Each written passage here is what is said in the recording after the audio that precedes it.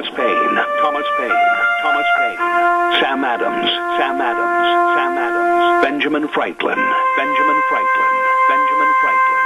These men spoke up for what they thought was right. From their courage came such documents as the Declaration of Independence and the Constitution of the United States. From their willingness to speak what was sometimes unpopular but right, we enjoy such liberties as freedom of speech, the right to keep and bear arms, and freedom of religion. There are those who still wish to oppress our freedoms, and there are still patriots willing to stand up and defend life, liberty, and the pursuit of happiness. Men like Zeb Bell, who honor our founding fathers and what they stood for. It's now time for Zeb at the ranch, speaking up and defending your freedoms. Brought to you by Magic Valley Les Schwab Tire Centers and all of the other great advertisers on the program. And now, Zeb Bell. Okay, now listen to me. I want you to close your eyes. Keep one open if you're driving. And I want you to picture Joe Biden, his face, very vague look on his face, a lost look on his face. And he is a Walmart greeter. And he looks at you and says, "Welcome to Target." Morning, everybody. April Fool's Day. Zeb at the ranch. Here comes Kate Smith, and God bless America. Oh, we got a lot to go through this morning. Pledge of Allegiance time. Call in.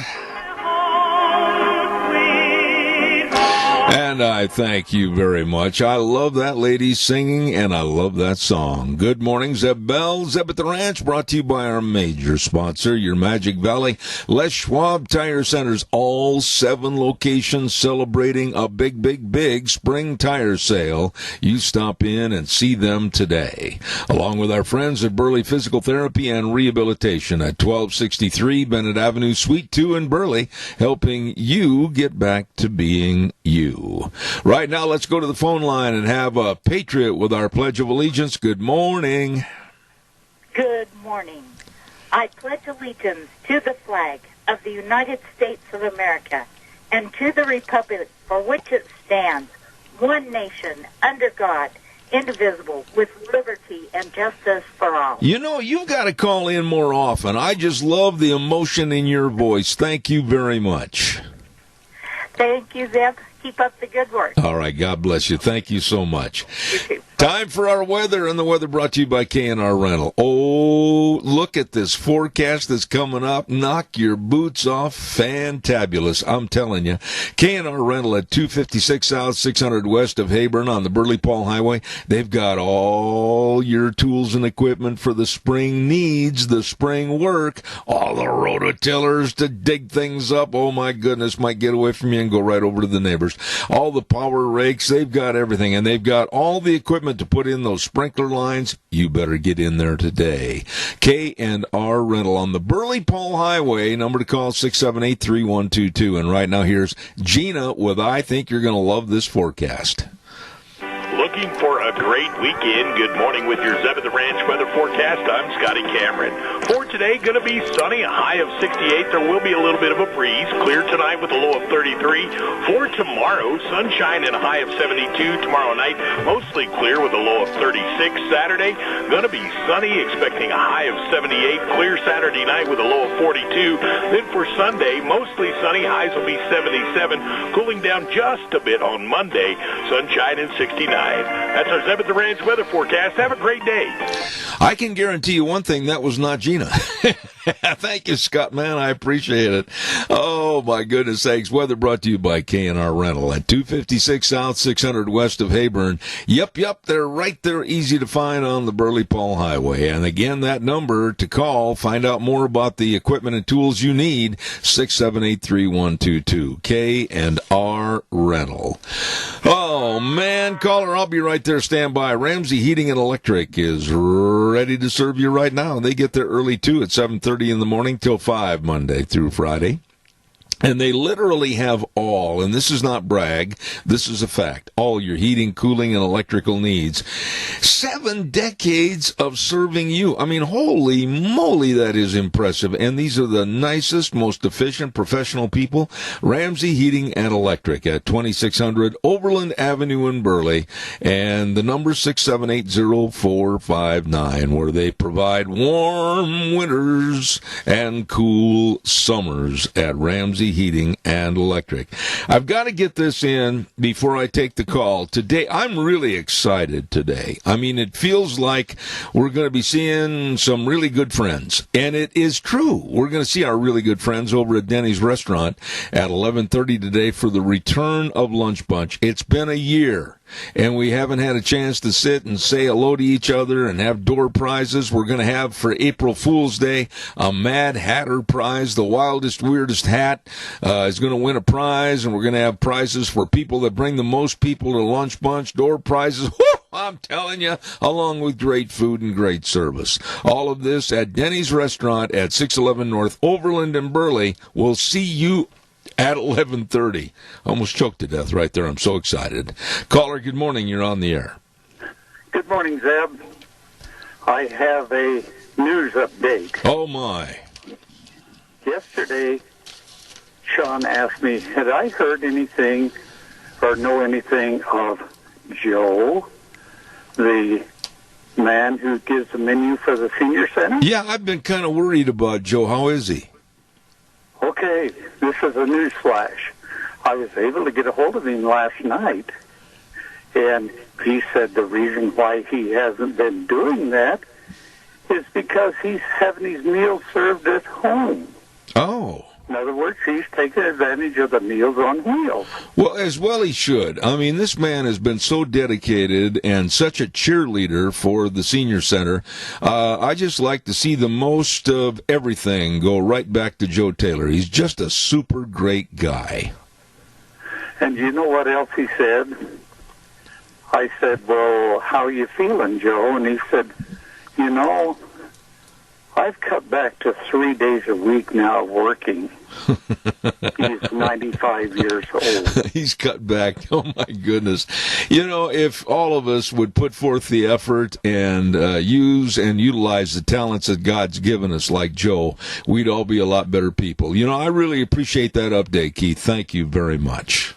You know, the other thing is, for those who don't know, Joe is totally blind. Mm-hmm.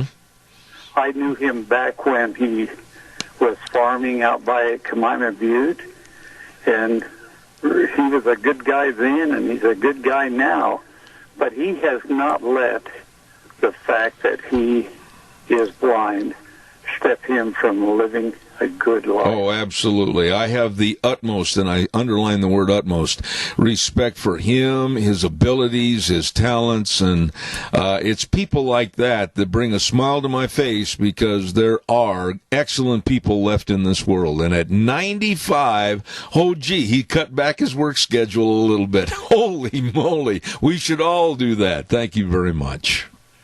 I just have one other message in case Joe is listening. I love you, Joe. All right, my friend. That was nice. I appreciate that, Keith. God bless you, man. Have a great day, and you'd better be at Lunch Bunch. I'll tell you that. Mad Hatter. Mad Hatter. Yeah, but I won't have a hat on. Well, you better. Do not wear a hat. Well, go find one. And borrow one of Nancy's. We'll talk to you later. Okay, all right. Calls are welcome and appreciated. 436-2244, 1-866-927-4587. Caller, I'm going to ask you just to bear with me just 30 seconds. I want to tell everybody about Dino's Septic Service. Wow. I guess that kind of underlines what I want to say about them. Wow. They are all over southern Idaho, Malta to Hazelton, up to the Coldwater area, over to Twin Falls. My goodness, Jerome. They're all over the place with the best of equipment, the most efficient equipment, and the greatest of people serving you. Dino's Septic Service. Excellent septic tank pumping, backhoe services, sewer and sink drain lines cleaned. All of this and so much more. Call them at 436-6526 or in Burley 678-1638. Up in Twin 735-8281. The best Dino's Septic Service. Hello, good morning. Top of the morning, laddie. Well, there he is, my old buddy. Old buddy. Emphasis on the word old. I'm old, but not older. There you go, buddy. Hey, what do you think of this infrastructure bill? I'm going to tell you right now that, and by the way, can I say something about another topic before we get started? Yes, sir.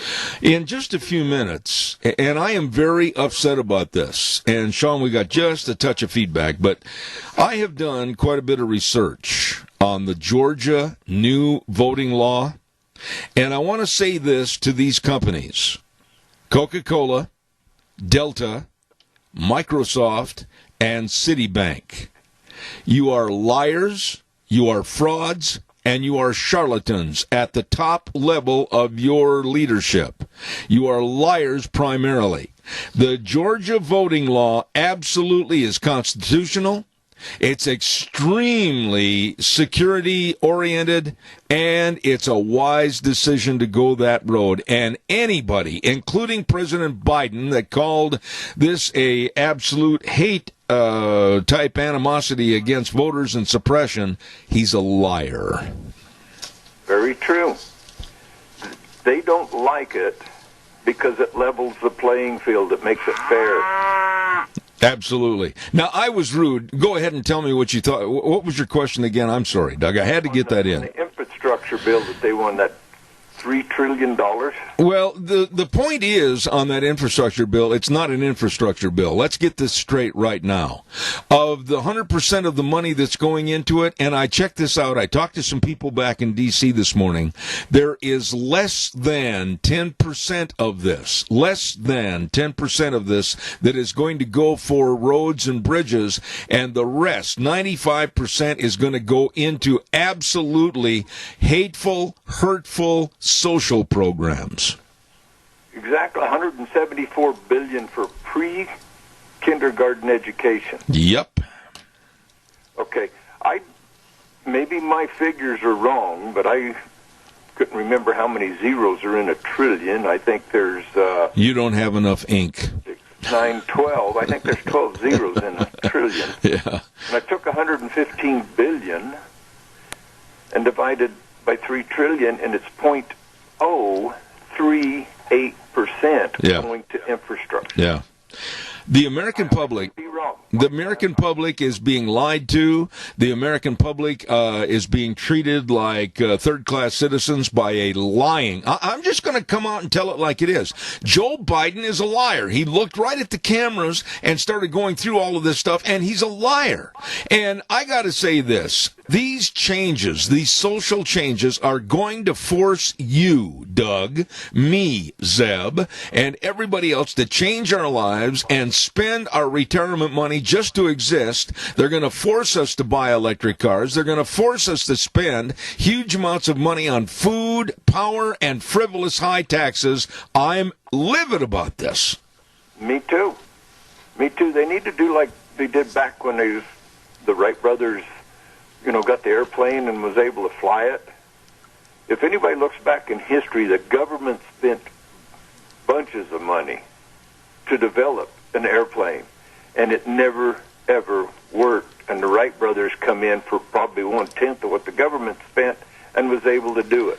We are in so much trouble with this administration, and people out there that are possibly swayed to the left or part of the Democratic Party, I don't care. I'm going to say this morning, and if it offends somebody, so be it. The Democrats have the most fitting logo for their party. It's a donkey, and yes, they are a bunch of jackasses. They are that. They want to bankrupt this country. There's billions that they haven't even spent from even the coronavirus bill before this one. That's right. It's still laying in limbo with money that they can throw at any subject they want. Exactly. And that's what they're doing. And they're trying to promote the Green New Deal. They're trying to take control of us. I mean, we need to be up in arms because they've only got a year to bankrupt this company or this country. And once it's bankrupt and the notes call due, everybody's going to pay except for the elite who have been stashing away and figuring out how they're going to be in power when this country goes down. How have you ever, in all your years, and you are younger than I am by far, you still wear short pants, but how, in your lifetime, have you ever seen a congresswoman that has come from absolute obscurity as nothing more than a not very smart bartender, take over and be the voice of the Democratic Party? She, Alexandria Ocasio-Cortez, is walking proof. 100% unqualified people can get into politics and succeed. Well, that's, people can't succeed in real life. That's where they go. Look at the dentist from Idaho. That made me feel good. I mean, he couldn't make it as a dentist, so what did he do? He got into politics. I've heard a lot of things about his little meetings about the dam proposal, and I think Mike really has, like a baby robin, he's made a mess in his nest. Yeah, and I heard this from a pretty reliable source, is that Simpson is connected with, what's that guy's name that wants to depopulate the world that's in with the vaccines? Bill Gates. You know, I'm not into speculation, and I told you that. I'm not going to repeat or even have anything to do with speculative type remarks or possible remarks. I only deal with facts. And if he is connected with that situation, I'll hammer him. But I'm not going to be speculating or throwing something out that is just purely, well, I think I heard this from so-and-so. So please, don't do that to me, Doug. I don't want to go there. Okay, but I'm pretty sure it's going to be coming out in the open once it's done. When it does, we'll use it. But I just wanted to say that I have about, and we've got another call waiting, but I've got 1, 2, 3, 4, 5, 6, 7, 8, 9 pages of fact versus myth on the new Georgia voting law, and none, underline that word none of what Joe Biden said in criticism of the Georgia voting law is true. He is a liar. Yep, very true. So anyway, everybody, let's do what we can for our senior centers. Let's support them, go there and eat, and leave with a full tummy and a full heart. Nobody says it better. Thank you, Doug. Appreciate it. For the day, real quick. Okay. I'll have a lot to explain for on Judgment Day, but voting for a platform that kills babies won't be one of them. Wow, that's powerful. Thank you, Doug. Appreciate that. God bless. God bless you. Hey, caller, I'll be right there. The 2021 48th Annual Salmon Select Horse and Mule Sale is going to be at the Lemhi County Fairgrounds, and it's going to be starting, of course, on Friday night with the Mule Sale, April 9th at 5 p.m., and then the big horse sale at Saturday, April 10th at 2 p.m. This is a happening. You need to get up there and enjoy. I mean, next weekend, not this weekend, next weekend, it is Idaho's premier horse and mule sale. For more information, contact my buddy Fred Snook at area code 208, naturally, 756-2125, or go to the website salmonselectsale.com. Man, they're back with a vengeance to have a great sale this year up in Salmon at the Salmon Select Horse and Mule Sale. Don't miss it. Caller, thank you. Good morning. Good morning, Zeb. I had a guy call me yesterday that went to the Minidoka County talk with Simpson and our governor. I guess our governor did the most talking of anybody trying to get rid of the dams. But they put that in a room in the Minidoka courthouse that just held a very small amount of people. They had to set up chairs in the room outside. And they had a total, I think he said, 18 people there. Oh, my. But wanting to do away with the dams so we could save the fish, but the silt from the dams would kill the fish anyhow.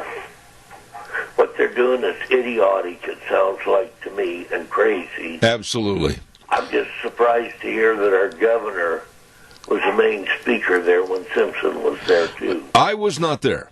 I could not be in attendance because I had some other appointments to be in attendance of, I guess you could say. But I felt bad that I missed it. I talked to some people that were there. They said there was extremely limited time for questions from the audience and answers. And I'll be honest with you, when you throw out this kind of a concept of breaching and getting rid of dams on the Snake that's going to affect so many people and their livelihoods, you'd better open the door. Make sure you've got adequate seating, even if you have to have it in an auditorium or a gym, and you doggone sure better take questions from the audience until their hands are not raised. Well, the part I didn't like was the fact that it's going to do away with a lot of our farms. Yes. And if them farmers don't sue our governor and Simpson, they're crazy. Well, I just wanted to put that forward. From what I heard, they were talking about doing. All right, well, Jerry. Insane. Jerry, I appreciate it. You're always a straight shooter. And let you go on because I know you've got a busy schedule. All right, my friend. There's somebody waiting in line behind me. God bless you. May the Lord bless you and your whole audience. Thank you, Jerry. Jerry's always been a straight shooter, and I really appreciate that. Caller, I'll be right there. Stand by. I promise I'm going to be right there. Well, I'll tell you what. I don't want to hold you up. Go ahead. You're on the air. Thank you, Zeb. Hey, I don't want to dispute what Jerry said, but I was there, and the governor was not there. Simpson was there. He did not look good. I'm ashamed of the way he presented himself to the public for being a congressman, that we elected official from Idaho, unkept. He just, his presence was not appealing. Let me ask you a question right there. Like I said a moment ago to Jerry, I was not there. I do not know who was there or who was not there. I do not know the concept or context of what was said, only by what some people have told me. So I'm a guy standing out on the lawn getting the information. But when you say he didn't look good, he was unkept, etc., what do you mean exactly? Well, when a guy shows up in tennis shoes and Levi's and a sweatshirt like it's Casual Friday, yeah, and it doesn't look like he's had a haircut since the COVID hit, that is unkept to me. And especially if you're a public figure, yes, don't you present yourself? I would think so. Figure? I would think so, and you're not the first person that has mentioned that aspect to me. But let's talk a little bit about content. What did you hear, or even better yet, what did you not hear that you wanted to know about this damn proposal? Well, I'll tell you one thing. He was 30 minutes late. The place was packed to capacity in the room that they had and out in the foyer. They had a big screen TV set up along with chairs. What I heard was a lot of smoke and mirrors. And it was his regular, formed speech, flip cards of exactly how he proposes it. Now this is just a proposal.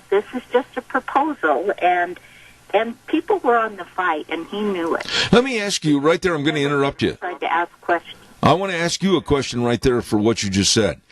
In your mind's eye, when you were sitting there listening to Congressman Simpson, did you think to yourself, why is he getting involved with a proposal that would take the dams out? Exactly. And he says he's doing it for the farmers in this area because of all the water that's sent to flush the dams, and he has an excuse for everything. Well, did they ever say the smoke and mirrors? Pat, did they ever say? I believe is a bigger agenda. Pat, did they ever say at the meeting, and this is something I think is very important, that if they took the dams out, that they would have a written, absolutely airtight contract that nobody would take any more of our water? Oh no, there's nothing like that. And he claims that this will help with the lawsuits that we've had. Well, you're opening up a whole nother can of worms for other lawsuits, and it makes no absolute sense as to what he's doing and what he's proposing. And I don't have the facts, but I believe there's a hidden agenda behind all this. And he speaks of, well, yes, the barges would go out, but man, these battery-powered vehicles, and you just don't know the technology that we've got and the batteries that you'll see in the next few years and how these batteries will be able to run these semis and how wonderful this is all going to be. And he's really pushing that agenda. That's idiocy. And anybody that knows anything about green power and green energy, there's a lot of questions that should be asked. Oh, okay, so if a battery goes out on a huge semi on the way up to Pasco or all the way to Portland loaded with grain, how easy is it going to be to get that truck into a shop and replace a new battery? What are you going to do, fly it in by a helicopter? What are you going to do with the old battery? What are we going to do with multi-millions of these dead batteries? What are you going to do, just bury them in the ground? I mean, the nonsensical attitude. Pardon me? Along with the windmills? Yeah. I mean, there's no common sense to these people. They say, oh, the technology and everything is so great. Wait a minute. I haven't seen, and you guys are involved in agriculture, and you know far more about it than I do. I mean, to transition and say that we're going to get rid of fossil fuels, and next year, you're going to be running a John Deere down the field with a propeller? Come on, get real. Yes, and that's just it. It's not reality. It's not common sense. It's all just smoke and mirrors, and I believe he has another agenda. I would just beg people to wake up and challenge him and write him, email him, call him to what is going on and put a stop to the nonsense. You know what I wish? And I'll say this bluntly on the air. I wished he'd have the backbone to call me and come back on my program. I was not the one that curtailed him from coming on the show. He was the one that stopped it. He is a person that represents this part of Idaho. He should be talking to his constituents. I've got the #1 rated talk show, so why? Why is he hiding behind the curtain? Because he's a chicken. Okay. That kind of sums it up. Thank you, Zeb. Appreciate all you do. God bless you. Thank you much. Caller, I'll be right there with you. Barry Equipment and Rental Sales, Service and Parts, 159 West Highway 30 in Burley, 465 Addison Avenue West in Twin, and the Nampa location. Wow. They've got all the Bobcats. I mean, here a Bobcat, there a Bobcat, everywhere a Bobcat. They've got them all in all their sizes, all the trenchers, scissor lifts, all the big Doosan wheel loaders and excavators. Woo-hoo! At extremely low rental rates, and if you want to buy, they've got great financing programs. I urge you, I really do, I urge you to get a hold of them today. And if you're not sure how to drive the equipment, they got a big sandbox out behind. We're going to be talking to Corey over there a little later this morning. Barry Equipment and Rental, Burley, Twin Falls, and Napa. Caller, good morning, you're on the air. Okay, Simpson has said he's had 300 meetings. Well, this is a gentleman who said if he's had 300 meetings, how could he have avoided meeting with me? His name is Tom Tamerzel. He farms in Whitman County, Washington, and Benoit County, Idaho. He's on the Port of Whitman County Commissioners. He is chair of the Pacific Northwest Waterways Association, Inland Ports and Navigation Group. He's the chairman. And he's never met with Mr. Simpson. And he says, well, how did he decide to do this? What 300 meetings did he have? Who did he meet with? Right now, I'm going to say this again. Out of all 4 dams, now there's 8. There's 4 on the Columbia. There's 4 on the Lower Snake. He says if we breach the Lower Snake dams, that they're going to quit wanting to take out the dams. Why in the hell would they want to stop doing that if they could go ahead and take out these 4 Lower Snake dams? Why wouldn't you just take out the 4 on the Columbia? Absolutely. Randy, hold on a second. Are you talking on Randy, wait a minute. Are you talking on a conference call instead of right into the receiver? No, I'm not. Sorry. I got my hand up. Can you hear me better? Yeah, that's better. Don't move. Just hold your phone still, please. You're 100% right. It don't matter. I broke my arm, and I'm getting better. But, I'm sorry. I have to hold my left hand with the phone. Oh, I'm sorry. Well, for heaven's sakes. I'm all right. Yeah. But out of all the dams, all of them, all 8, the lowest passage rate, survival passage rate, is 90.8%. In other words, out of all the fish that come, you've got yearling Chinook, steelhead, and sub-yearling Chinook. That's what's going through here. And believe me, they're counting them. They're counting them. I bet you we spend a fortune counting fish and making sure. And then they're constant. Somebody's always monitoring this stuff. And so the lowest survival rate through a dam is little goose is at 90.8%. And he's saying that that's not true. Now, this unkept thing is true. I know that there's a board of directors from a local company, a very important local company, that went back and said that he showed up in his own office. He was unkept. He was uninformed. He didn't care. He was distracted. And here we had gentlemen who flew all the way to Washington, D.C. to meet with the Honorable Mike Simpson, and he was less than honorable. Randy, let me jump in here for a minute. I want to congratulate you on your excellent work as a citizen to find out all the various information regarding this subject and many other. But one thing, and I got to hurry along, but I want to ask you about this. You and I have talked about it privately and then also on the air. The discussions that I think are critical are to the Biden administration. They're demanding that we convert over to green energy. They are demanding that we cap the oil wells. They are demanding that we go to solar, wind, and electric. With that being said, how in the world could it be feasible or cost-effective to take the barges out of existence and put literally tens of thousands of more semis on the road trying to get the grain to Portland? Yeah, it won't. Again, I'm going to say this again. One barge, 144 railroad cars. One barge, 357 semis. Yep. There's your answer, brother. This is no answer. This is all crock. I'm going to tell you, the pressure is coming down from Kate Brown, the bisexual, and Inslee, the governor of Washington, and all the rest of them. And there is no common sense. There is no logic.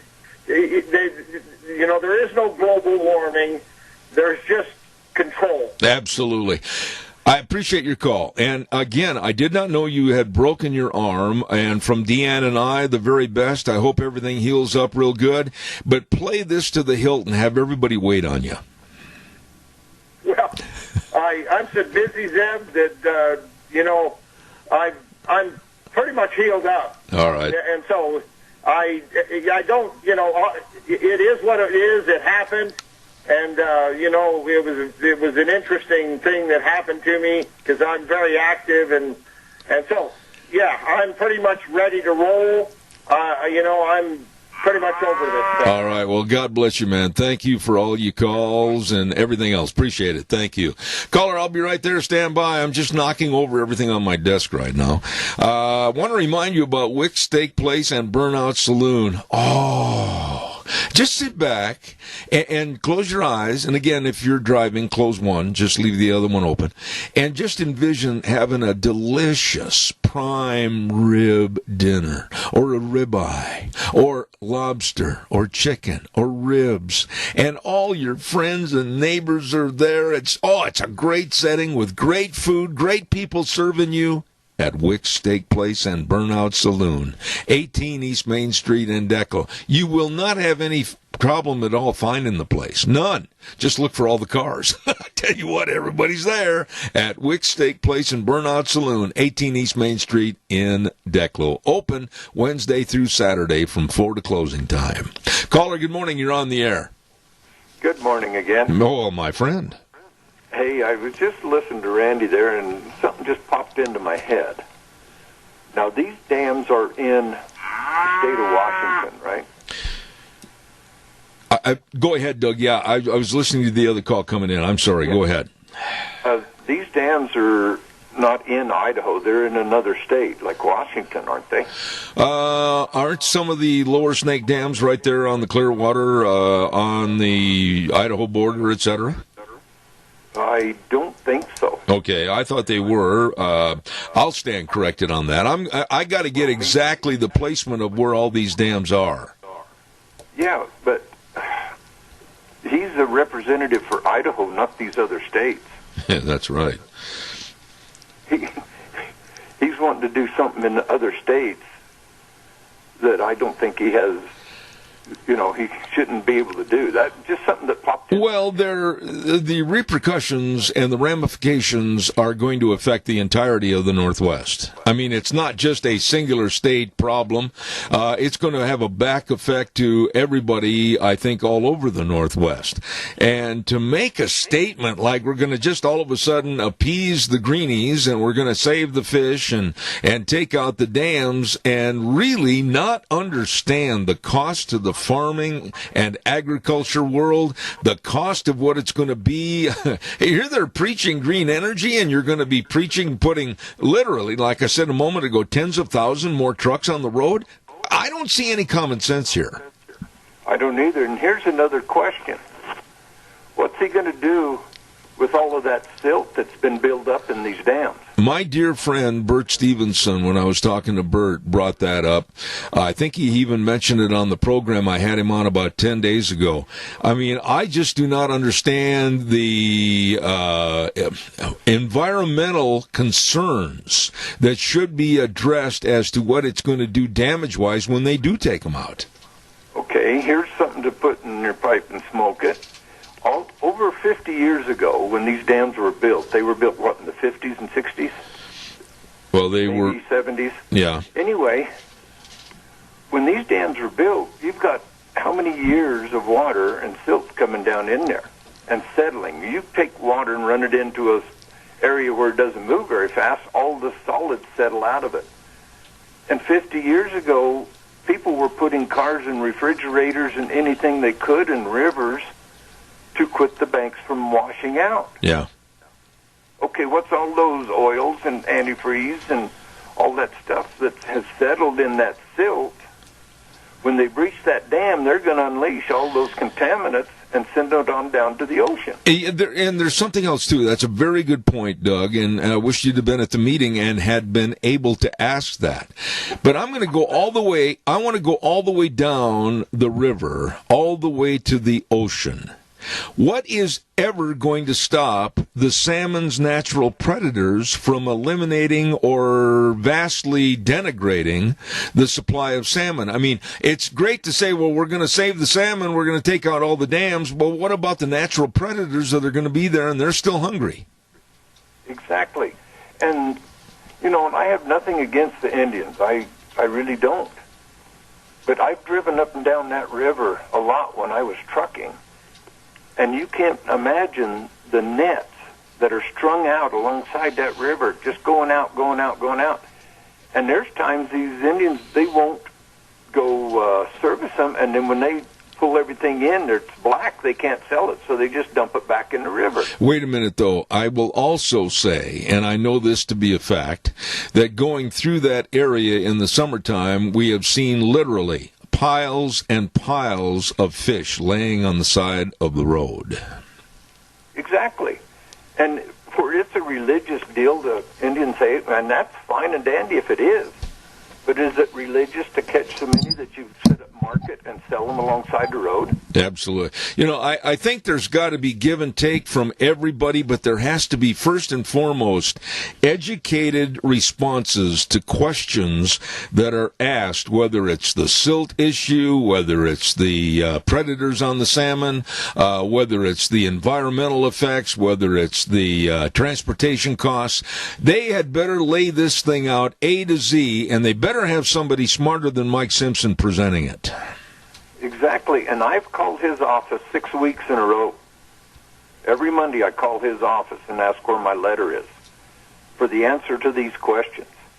And all I get is crickets. Yeah. I don't know what to say there other than I can feel your pain, because for 5 years he has not addressed his constituents or answered any of my questions. So I am looking into starting a recall. I've talked to some people. I got a form sent to me. I'm going to get it filled out, and then I'm going to put the word out when I start it. And need volunteers and stuff to take it around. We're going to get him out. All right. Well, Doug, it takes people like you, Randy, and many, many more that really want to get involved, and I respect that. Thank you. I got to get to the weather, buddy. Thank you so much. Weather forecast. I'm a little bit late on that. A little bit. Don't forget Mount Harrison Audiology and Hearing Aids. Absolutely serving your hearing health. That's it. Serving your hearing health. If you've noticed some diminishment in your hearing, please call the number, make an appointment. 312-0957. That number again, 312-0957. Mount Harrison Audiology and Hearing Aids. Don't forget, they are the best at what they do with customized programs just for your hearing health. 312-0957. Right now, here's Scotty with the weather. Looking for a great weekend? Good morning with your Zeb at the Ranch weather forecast. I'm Scotty Cameron. For today, going to be sunny, a high of 68. There will be a little bit of a breeze. Clear tonight with a low of 33. For tomorrow, sunshine and a high of 72. Tomorrow night, mostly clear with a low of 36. Saturday, going to be sunny, expecting a high of 78. Clear Saturday night with a low of 42. Then for Sunday, mostly sunny, highs will be 77. Cooling down just a bit on Monday, sunshine and 69. That's our Zeb at the Ranch weather forecast. Have a great day.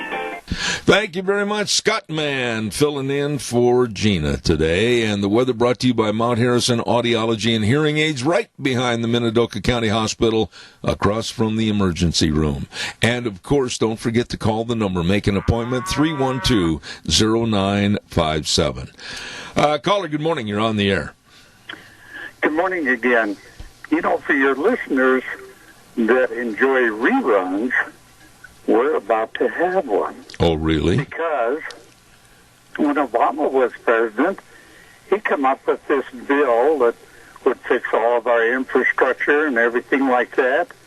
And so we catered to him because he said these were shovel-ready projects. Yeah. Is this any different when Biden is proposing, when it's only a small percentage of it for infrastructure? Keith, let me ask you something, and you've always been an honest man, straight shooter on all the news stories that we talk about. We may not agree on all topics, but that's good. It's good debate.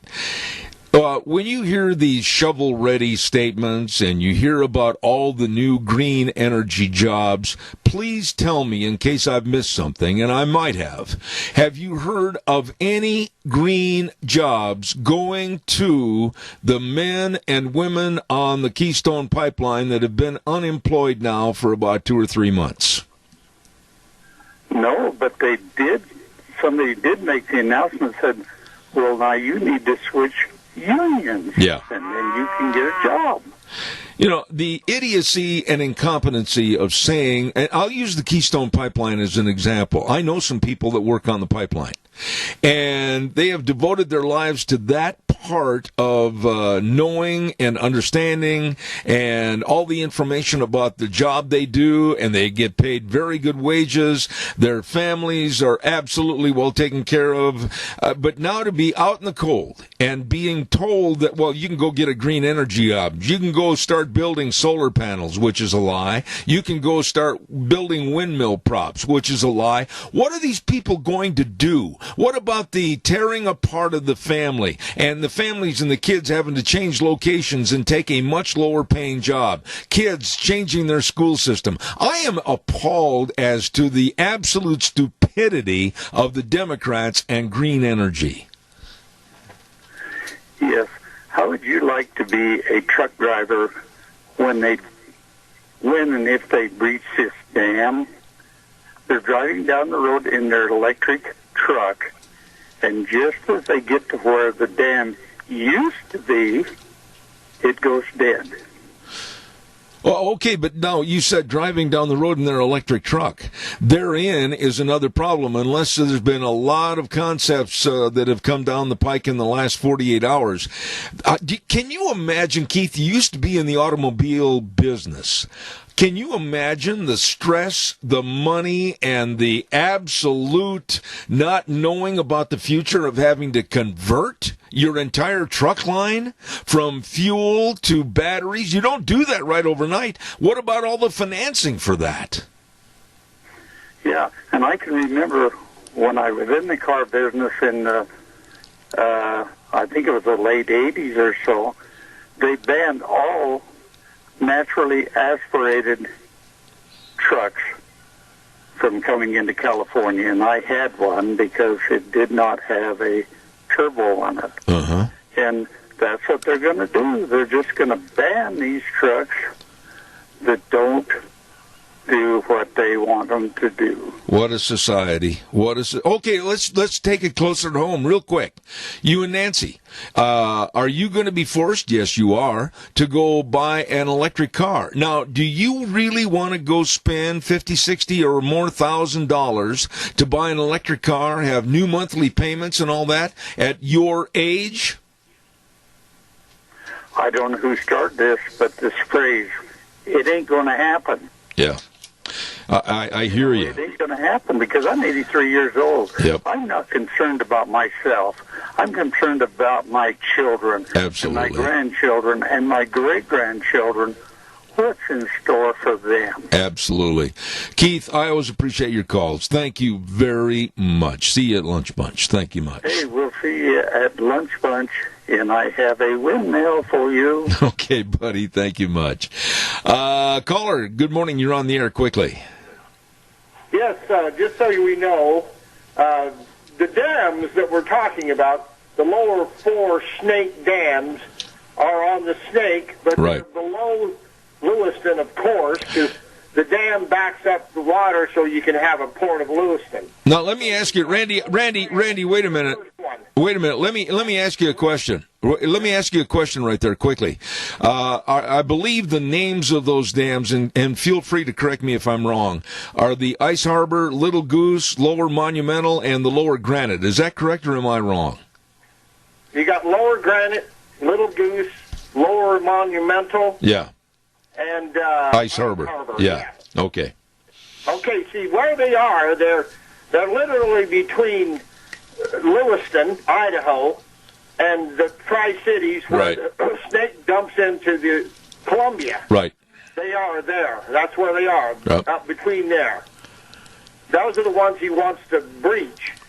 And then below the Tri-Cities, on the way out to, Portland, you might say, is McNary, John Day, the yep. Dalles, and Bonneville. Yeah. So, this stuff is really easy to find out about, and the survival rates are very easy to find out about. And Simpson is yesterday's news, but he's still representing us poorly. Well, quickly, I don't know if it was you or Doug I asked a moment ago, and give me a short answer on this, because I don't think there's ever been any addressing, tell me if I'm wrong, on this dam proposal, what they're going to do to help curb the natural predators of the salmon at the mouth of the river. I mean, come on. If we're going to do all this, there's got to be some kind of a guarantee that the fish aren't all going to be eaten. I know, exactly. And see, this is the problem. When you have an environmentalist, they think that everything is, they claim to believe that everything is important. And so they want to save the fish, but the orcas are eating one hell of a lot of salmon.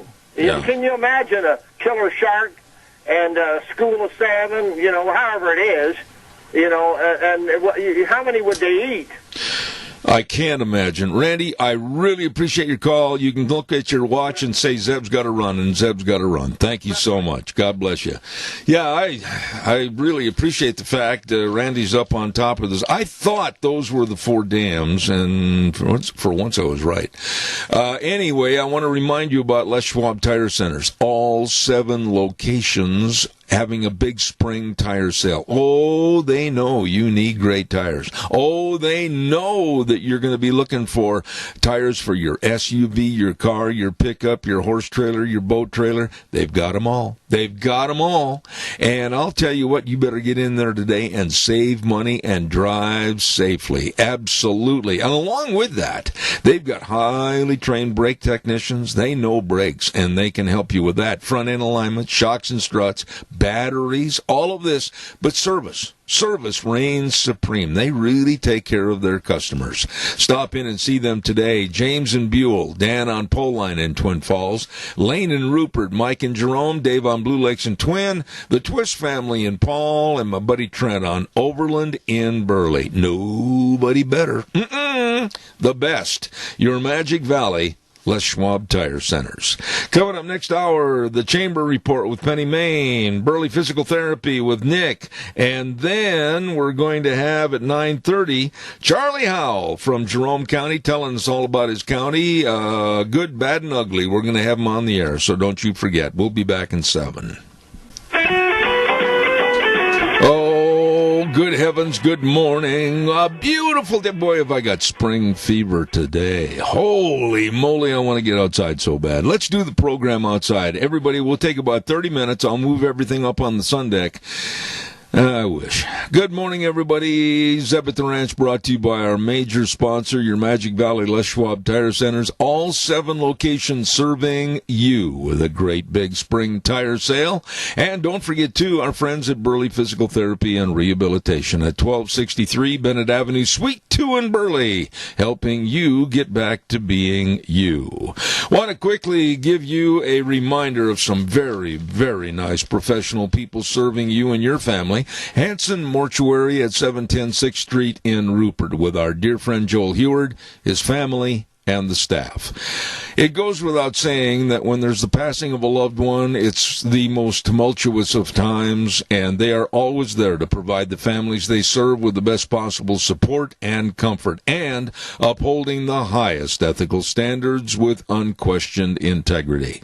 Don't forget, please remember they are there to help you and serve you. Hanson Mortuary at 710 6th Street in Rupert, 436-5636, and Joel Heward also serving you and your family over at Morrison Payne Funeral Home on East Main in Burley.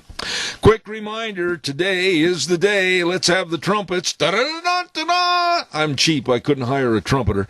We're going to be at Lunch Bunch, and we're starting up. It's been almost a year since we've got together. Lunch Bunch today at Denny's Restaurant, 611 North Overland in Burley, America's Diner. Great prizes. Mad Hatter prize. The person that wears the weirdest, wildest hat's going to get a prize, and the person that brings the most people, free lunch, door prizes. Holy moly, that's no April Fool. We're all going to be there at 11:30 today, 611 North Overland in Burley, Denny's Restaurant. And right now, again with that trumpeter that we paid $50 to, da-da-da-da-da-da, here's Penny Main with the Minnetonka Chamber of Commerce. Good morning, friend. How are you? I've got spring fever. Don't you? I know, me too. Oh, my gosh. I'm just so glad the wind's not blowing. Yeah, it's beautiful over here on the river. I'm just looking at it, not to brag, but I get a look at it. It's not quite as smooth as glass, but it's pretty darn close. Have you got a lot of ducks? Got a few ducks. We've got lots of little birds chirping over here. Birds chirping? Ducks and geese and pigeons. We do get a lot of pigeons. But, yeah, we're so looking forward to warmer weather, right? Yeah, well, when you're walking outside the chamber, never look up with your mouth open when you see pigeons. Yeah, right. Why does it take someone like me so long to learn that lesson? I don't know.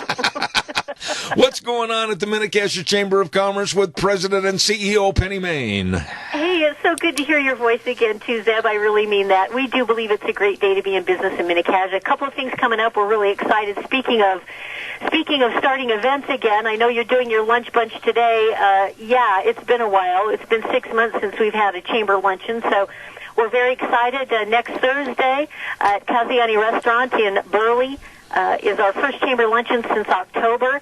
We're very excited to have Bill and Darren Kyle, longtime owners of Southern Idaho McDonald's stores. They're going to be talking about leadership, how it's changed over the many years, how to pivot in a pandemic. We've got a few spots left. We're asking that folks RSVP by phone, but again, next Thursday, 12 noon, Kaziani Restaurant, of course, downtown Overland Avenue in Burley, 679-4793 is the number to call. The folks at Pomerel, they're winding things up, of course. Hard to believe. They had a great year this year. Last year was so tough, so hats off to the great folks at Pomerel. They've done a great job this year. They're having a great event this Saturday. It's called the Slush Cup. Say that fast 5 times. Slush Cup. And so much fun. Bottom line is this: you ski down the hill in your skis, obviously, in your snow skis, for lack of a better way to put it. And they've created this body of water at the base of the mountain, I guess. And you try to skim across the water with your skis. It's supposed to be lots of fun. They're going to have a beer garden costume contest, and they're really looking forward to this event on Saturday. If you need some more information, you can call Pomerel 673-5599. You're not going to get off that easy, kid. No, I've known you for years. You are going to give the full title of that event. I want to hear this. It's called the Annual Slush Cup and Pond Skim.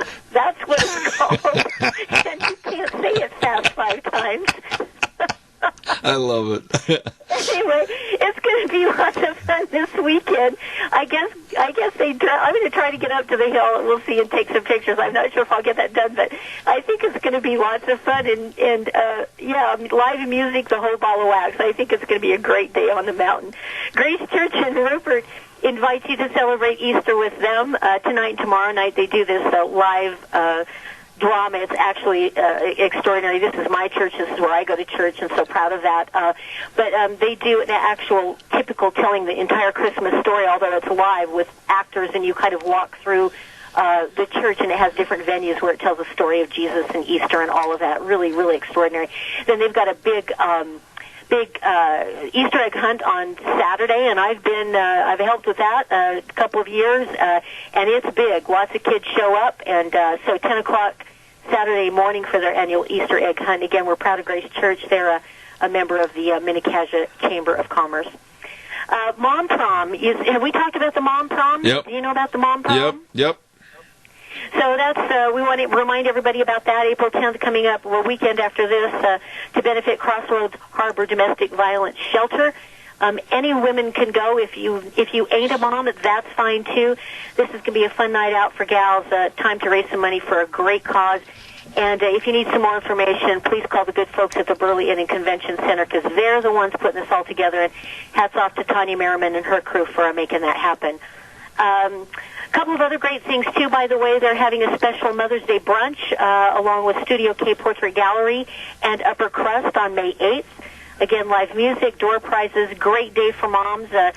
You can head to uppercrustbistroid.com to secure your tickets. Last but not least, I do want to mention something. Our Monday Motivator, which is our Monday e-blast, goes out to about 700 people. A great piece of information that goes out digitally, supporting all of our Chamber of Commerce members. There are some great jobs available right now. I mean, some really terrific jobs available under employment opportunities. And if people are looking for a great gig and want to go to work for a great company, check out our Monday Motivator. Fabrical, Eminent Technical Solutions, Personnel Plus, Dot Foods, Elite Restoration, and more. These folks have great jobs, great benefits, great opportunities. If you want to go to work, check out that e-blast. If you don't get the e-blast, call us here at the Chamber, and we will get you on the list. It's no secret our area is continuing to grow and be blessed in leaps and bounds. If you want to grow with it, we'd love to have you be a member of the Mini-Cassia Chamber of Commerce. We're connecting business to business all the time and business to communities. We're one of the biggest chambers, and by that I mean not from a membership perspective, but this is one Chamber of Commerce that serves actually 12 towns, not to mention the addition of sublets. So 13 different areas we serve. And it's just a great time to do business in Mini-Cassia. It's a great time to live here. Again, if you want to be part of that, give us a call. We're open Monday through Friday, typically 9 to 5. Website, minicashiachamber.com. Like us on Facebook as well. We always repost all of our members' events and those kinds of things, so it keeps you up to date on what they're up to. Or just stop by and see us right here at the Chamber of Commerce. Our phone number, 679-4793. And that's my story, and I'm sticking to it. There you go, and Penny will be up at the annual Slush Cup and Pond Skim, and she can say it real fast. Go ahead. Slush Cup and Pond Skim. Okay, I think you do that to me again. You know I'm going to say something. You are setting me up. I can just see it happening. Actually, Kim... So I'm not going to play your game anymore on that. Kim Lee is sweating bullets driving down the road right now, wondering about the revocation of his license. Going, oh my gosh, what are those two up to again today? Anyway, it's all good. But it's going to be a great event. Hey, I can see Pomerelle really fast 5 times, but other than that, that's the best I'm doing. I'm going to ask you a quick trivia question, but I'm going to give you a more than fair allowance here, okay? Please. I'm going to ask you a question, and if you're within 3 years of the correct answer, you are going to win. Are you ready? Real quick. I win. I never win anything. Well, come to Lunch Bunch. I don't win anything. I constantly lose, and I never win anything here. Don't you have like a gift card or something, or a $5 something, or a, I don't know. I tell you what, if you win this, I will buy you lunch at Lunch Bunch today at Denny's. Okay, well, I may take you up on that. Okay, all right. The entire... Mini-Cashier area and large parts of southern Idaho just heard that commitment. All right, here's the question. I'm running late, so I got to hurry. In what year was the movie Titanic released? I'll give you a little sludge of 3 years on either side. 2003. No, she loses again. It was 1997. Was it? I almost said 1999, and I'm not going to lie. But, okay, well, I might see you for lunch anyway. I guess if I decide to eat at Denny's today, I'll have to pay my own way, but that's all right. Well, no, that's not the deal. Sure, you're going to have to pay your own way, but you got to buy mine because you missed. You didn't get it. That was not part of this. Oh, okay. That was not part of it, and I know you've got to go, so do I. Anyway, all right, well, have a great time today, and as always, it's a pleasure doing business with you. There you go. Thank you so much, Penny Main, CEO and President of the Mini-Cashier Chamber of Commerce. Look forward to having her back. Thank you very much. Bye-bye. Don't forget our friends over at Cameron and Siemens Insurance, Highway 24 in Rupert. Oh, Todd and the rest of the folks, they are good. They are good at the life insurance, health insurance, retirement planning, employee benefits, for you, your family, and your business. Dedicated, very responsive to your needs. Give them a call, make an appointment, 436-4424. That number again, 436-4424, Cameron and Siemens Insurance, Highway 24 in Rupert. A quick note, because I know Nick is on the line and I've got to get over to him. I want to remind you, and I'm stumbling here because I misplaced my information. Here it is. I want to talk about Patterson's Electronics at 421 East Main in Burley. Number to call, 678-6997. And believe me, these folks know all about electronics. Don't forget they've got a Sony 65-inch 4K smart TV, now only $849.99. Woo! They got the new Sony products coming soon. Check it out. And they got Jensen stereo starting at $39.99. You better get in and check it out at Patterson's Electronics with Curtis and Lorena, 421 East Main in Burley. Open Monday through Saturday, 9 to 6. Stop in and see them today. Right now, let us gallop over to our friends at Burley Physical Therapy and Rehabilitation. And with us on our gallop is the main man, and that happens to be Nick Greenwell. Good morning, sir. Good morning, sir. How are you? How are things in the land of sunshine and sombreros? Oh, my goodness. It was so nice. We went to Cancun last week, and 84 degrees every day, 79 at night, just absolutely perfect weather. I'm as tan as can be, and I'm super fat because I ate a lot of tacos and ceviche. Really, what was the mood down there as far as what's going on in the world today? Was it kind of a relaxed atmosphere, or are people getting uptight? What about the COVID? Give us kind of an update.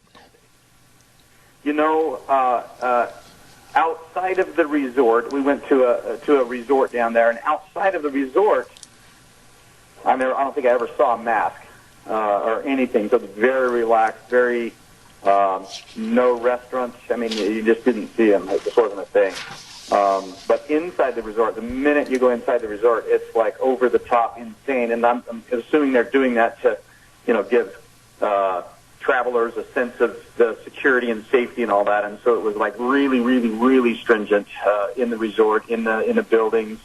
You didn't see a staff member anywhere, whether they were, serving you your dinner or a maintenance worker or whatever. And they all, like 100% of the time, had masks on. And they were, the minute you would stand up, it was sanitize this, sanitize that in every way imaginable. So kind of both ends, right? Inside crazy and outside nothing. Okay. Nick, I want to talk a little bit today, and I know I didn't get a chance to advance the information to you. I want to talk first about Elite Fitness at 1200 Oakley Avenue in Burley, your other great business venture, making sure that people keep themselves fit or get fit. Well, what about seniors? When you have a senior citizen come down and they say, well, we haven't exercised for years, but we want to try to work on our legs a little bit. We want to work on our upper arms, upper body. What's the procedure? Because that's not easy for people that haven't exercised for a long time. No, it's not, and it can be a little bit intimidating and a little scary to know, what's okay, and am I going to hurt myself, and is my doctor okay with this? Because I had a heart attack 2 years ago, whatever it is, right? And so we need to answer those questions before we jump right into a program like that. And so in the instance of someone just walking into a lead or maybe calling a lead and asking about that, I always make sure that I find out a good past medical history, what kinds of things they enjoy or maybe hate, because that's a big part of compliance, right? If I start them on a program that they absolutely hate, they're probably not going to do it. And then we give them a good once-over, give them a good tour, make sure they're comfortable with everything, and then set up a time to initiate a program with them based on what their past medical history is, what their, make sure that the medications that they're taking or not taking are appropriate, and talk to their doctor. I have a good standing relationship with all the doctors in town, and I usually pick up the phone if I call and just say, hey, Mr. So-and-so is coming in. We'd like to work on this, this, and this. I talked to him about his back, and he had back surgery 2 years ago, and is it okay if we do this, this, and this? And anyway, so we do it safely that way. A lot of our senior clients end up at Elite both that way and through our bridge program, in that maybe we started to see them in early physical therapy for maybe a knee replacement or an achy joint or whatever it is. Maybe they had a fall, maybe, and so then we've kind of taken them through the steps to get them back to a baseline level, and then we start them on an independent or supervised maintenance program that is designed specifically for them. Whether whether they have health issues that we need to talk about or whatever. And then we have them come in, and they can come while we're there for a while. And if they have questions or concerns or ask about a piece of equipment or whatever, we're there to answer those questions. And it's crazy to me how many people just stay and enjoy it and keep coming. I mean, every single day that I go over there, I probably run into 10 or 15 people that we've started on these programs. A lot of them seniors that just continue to come, and it's just part of their daily routine. I mean. Times have changed, and our younger generation, our Generation Xers, are they're just a different. Back then, people have a very strong work ethic, and once they start a program, they stick with it, and it's just a little different based on that. And when they come, and they're there all the time, and they enjoy it, and it's not an intimidating environment, and it's just been that maybe the number one thing that I've loved about that new program that we have is that we have so many people coming in that are there to just work on themselves a little bit, and they start coming and they enjoy it and they make friends, and it's just a thing. And so during the day, I just run into person after person after person that just fits that mold perfectly. Let me ask you a question from a person that years ago, long before you were born, I was an athlete, and of course all we had at that time were the free weights in our weight room at the high school and college I attended. What about the difference as far as how it's applied to the body to help it grow and become more muscular? Free weights versus machine weights. What's the discussion there? You know, we've got both. We've got people that are huge advocates of both, and we have people that are fine either way. I have found that with older folks that are maybe not as in tune and maybe didn't have that experience in high school or have that background, maybe being in the military or whatever, where they've used a lot of free weights, that the machines are a little less intimidating, a little easier to use, a little safer, right? The cables only go so far, right? And so if you get out of position or out of balance, and maybe you're lifting a little bit heavier than you should be, it's a little safer that way. But I also have some seniors that really highly prefer to go back into we have a free weights room there, and we have free weights in a handful of areas there, but and they like to experiment with weights, and so we just kind of go through and coach them on safer ways of using them, because potential of dropping something or straining your back as you're bending down to pick up a free weight from the floor or something is a little bit greater. But I usually give them the choice and maybe fold in a few of each and see what they prefer if they don't have experience with either. But if I had to say which is maybe just a tiny bit safer in the end and a little easier maybe to use, it would probably be the machine weights there. And we have a really good circuit of free weights that have low impact, lower resistance, and just easy entry and exit. We don't want to get them into a machine where you have to step over something to get onto it or something like that, something that's easy and safe. Absolutely. Okay, I'm going to shift gears. I've got 2 minutes left. We're going to have to rapid fire this. We're going to go from Elite Fitness, boom, down the street. We're going to go over to Burley Physical Therapy and Rehabilitation. I want to give you and your staff a huge compliment, whether it's Josh or whether it's Jeff or any one of your physical therapists. They are so personal and they are so knowledgeable. Boy, I tell you what, I am impressed with the ability these people have. I'm extremely, extremely proud of, both facilities. But, Burley PT's been here for, good heavens, I'm older than I want to admit, but, 22, almost 23 years. And something that we really, really, really try to hang our hat on is our personalized service and individualized approach to therapy. Healthcare is healthcare, and it can be impersonal to go to a big facility that's really busy, and you kind of feel like a number sometimes. But we really, really, really strive to try and even as busy as we are, to try and make sure that everyone realizes that their program is for them, and that we do care, and that we have empathy for those kind of things. And I think it shows. I just got back into town, and I saw a big article sitting on my desk when I got back, and we were voted the #1 rehab facility in town for the second or third year running now. And I just think that is something that's amazing, and it really strikes home, and that people of the community trust us, and they do feel like that it's worth their time to come in, and that they get their personalized attention, and that not only are we doing the right thing to kind of help get them better, but that we're being compassionate and helping them along the way in that manner as well, and that we get good word-of-mouth referrals. It's healthcare, but it's still a business, and so we do things like that, and we're on the radio chatting with folks like yourself to try and let people know that we're here. Obviously we need to do that as a business, but I think that speaks for itself, and that people trust us, and they're willing to elect us to those kind of things. So anyway, like you said, I can't say enough good about my staff. I'm a super, super lucky guy to have the people that I have working with me, and I can go out of town for a week. Yes, sir. It's great, when I come back, because we have such good people in place. Absolutely. Ladies and gentlemen, this is a very knowledgeable man that has put together two great businesses to serve your health. Burley Physical Therapy and Rehabilitation at 1263 Bennett Avenue, Suite 2 in Burley, and Elite Fitness at 1200 Oakley Avenue in Burley. Nick Greenwell, God bless you, man. Thanks for being on the program. Hey, thank you, sir. You have a good day. All right, sir. Take care. Nick Greenwell, very, very knowledgeable person. I appreciate knowing him. Thank you very much. Don't forget, do not forget all the fun that's going to be going on up at the Lemhi County Fairgrounds, not this weekend, next weekend, for the 48th Annual Salmon Select Horse and Mule Sale at the Lemhi County Fairgrounds in Salmon.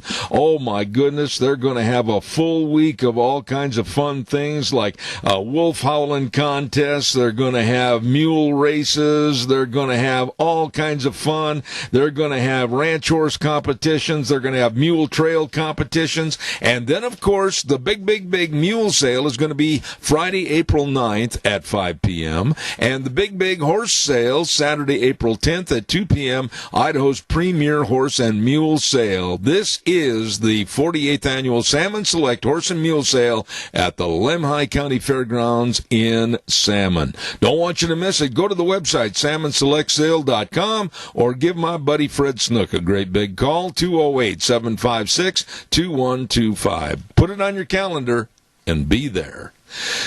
Right now, we're going to go to the telephone line, and I'm trying to get him on the line right now. All right, thanks, Sean. Appreciate it. We're going to have Jerome County Commissioner Charlie Howell, a longtime friend, on the program in just a few moments, hopefully as soon as Sean gets him on the air, and we'll have that. I don't want anybody to forget, though, we are going to be at Lunch Bunch today. We're coming back after almost a year hiatus, and absolutely looking and forward to it with a lot of excitement, a lot of prizes. Starts at 11:30 today at Denny's Restaurant, and that's, of course, America's Diner, 611 North Overland in Burley. 11:30 today. I'm going to be taking off just a few minutes before and have to run down there, so thank you. Sean, did we get him on the air?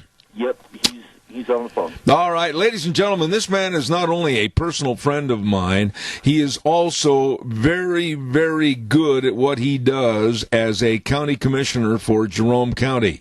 I'd like to introduce a dear friend, Charles Howell. Good morning, Sir Charles. How are you? Good morning, Zev. Good morning, audience. Appreciate being here.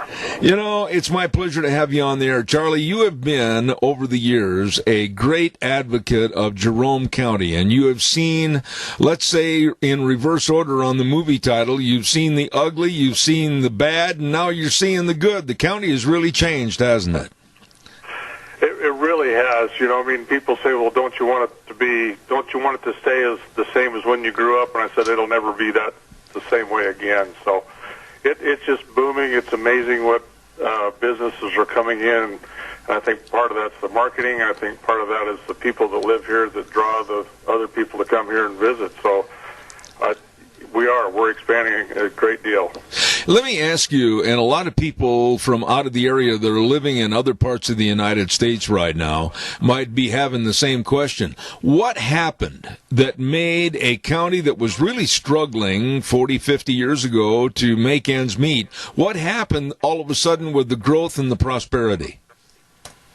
Well, you know, I mean, I'm going to give credit to the dairies that came in and started that business, and they brought in Magic Valley is known as the biggest valley for the dairy industry, including milk plants, and Jerome's probably has more milk plants than anybody else in the valley.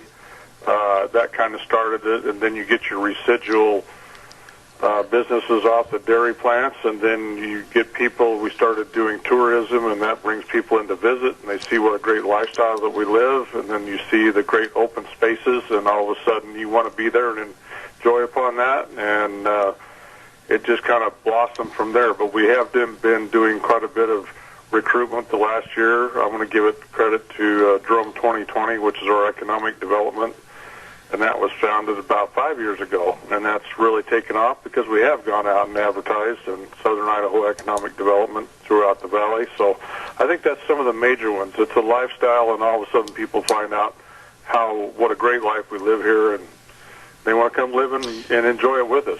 Well, therein lies another question, though. I mean, what is there that would draw a business or groups of businesses to Jerome County more so than other counties in the same area? Well, that's a darn good question. You know, I mean, we all kind of live in the same neighborhood. I mean, Burley and Rupert are doing great things down there, recruiting businesses to there. I think it's a clean lifestyle, and you can work at home and go out and play.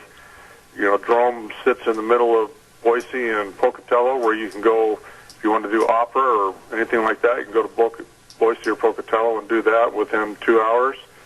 I really do believe it's the lifestyle and the clean air. You know, I mean, not that we don't have our smell problems here or there, but yeah. Let me ask this question. I mean, we've seen such a transition in the county, of course, with dairy. Agriculture has always been prominent in Jerome County, but a lot of other businesses with other personalities have come in, and more are looking to come in. Talk about that. Well, it is very diverse. It's quite amazing. So we have a what they call surround things that go in your shower, bathtubs, and surround. I can't think of that term right now, but they've opened a plant south of Jerome by McDonald's out there.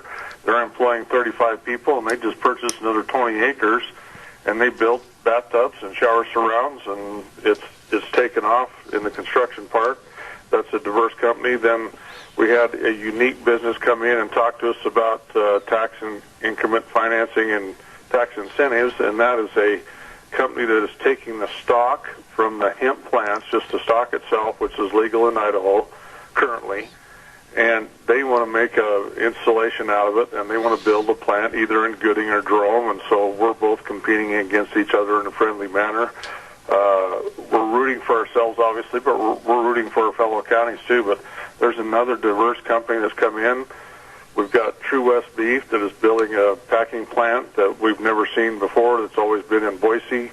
They're going to employ 400 people, kill 500 cows a day, and I use the cows term loosely.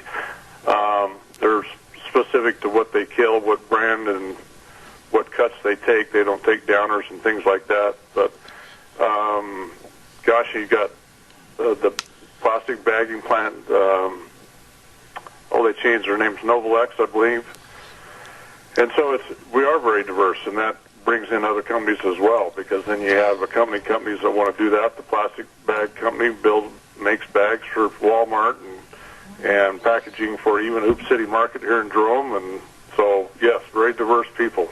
Okay, along with very diverse people, when you have the new and exciting, innovative ideas for a new company coming in and more employees, that means more children within the school system. What about this? I hear about a Jerome school bond. That is true. They've come forward. Dale Lane, who's a retiring superintendent, made a presentation to the commissioners on Monday.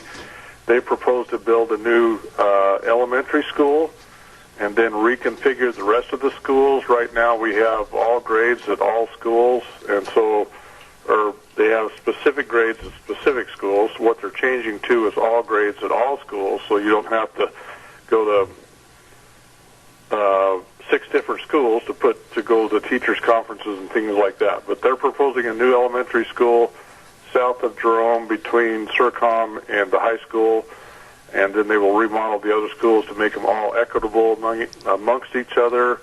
And I had the sheet, and I must have left it in my office. I don't have it in my pickup, but it's not going to be an increase in financing, what he presented to us, because it's going to decrease the levy rate, and then and they already have the property owned, so they think they can build it, and with the state's help, it won't cost the tax. It won't raise the taxes to the taxpayer for the school district. Absolutely. You know, Charlie, I want to back up a little bit, and I wanted to ask you, and your county probably no different than any other county, but I'd like to hear it from a county commissioner. The effects of COVID over the last 12 to 13 months, how devastating was it to the businesses in your county? It has hit more of me being in construction. I'll jump back a little bit. Me being in construction, we're not necessarily as favorably defined an essential business, but we were isolated enough that we kept right on working with the construction and things. But what it created was problems in our manufacturing plants when people got sick, and then they had to close down. We've got several restaurants that are struggling and are still struggling. One of them closed over in the Eden area the snug closed over there, and now it's reopened back up because they couldn't get help. And my wife works at the hospital here in Jerome, and they were staffing shortages. And I know Right Stuff Foods, which does potato manufacturing south of Jerome, they were closed for a while because their people were sick. It has an impact on us. You know, last year we lost $25,000 to $30,000 on our fair and rodeo because we couldn't have enough people in there to support the things and didn't have a carnival. So it has had a major impact, business-wise and personal-wise. Do you think this year, hopefully, with the freeing up of a lot of our society and COVID with the injections and the vaccines, hopefully is going to be curtailed? What about the open the floodgates and come on in? What's that attitude going to be for this year? Hope you're not talking about the border when you say that. I'm talking about Jerome County, of course, with the fair and rodeo and everything else. Yes. Yep. Come on in. As far as I know, everything's opened up. We have hired a brand new fair manager. She is out of the Illinois area, very familiar with fairs, not quite so much with rodeos, but carnivals and that sort of thing.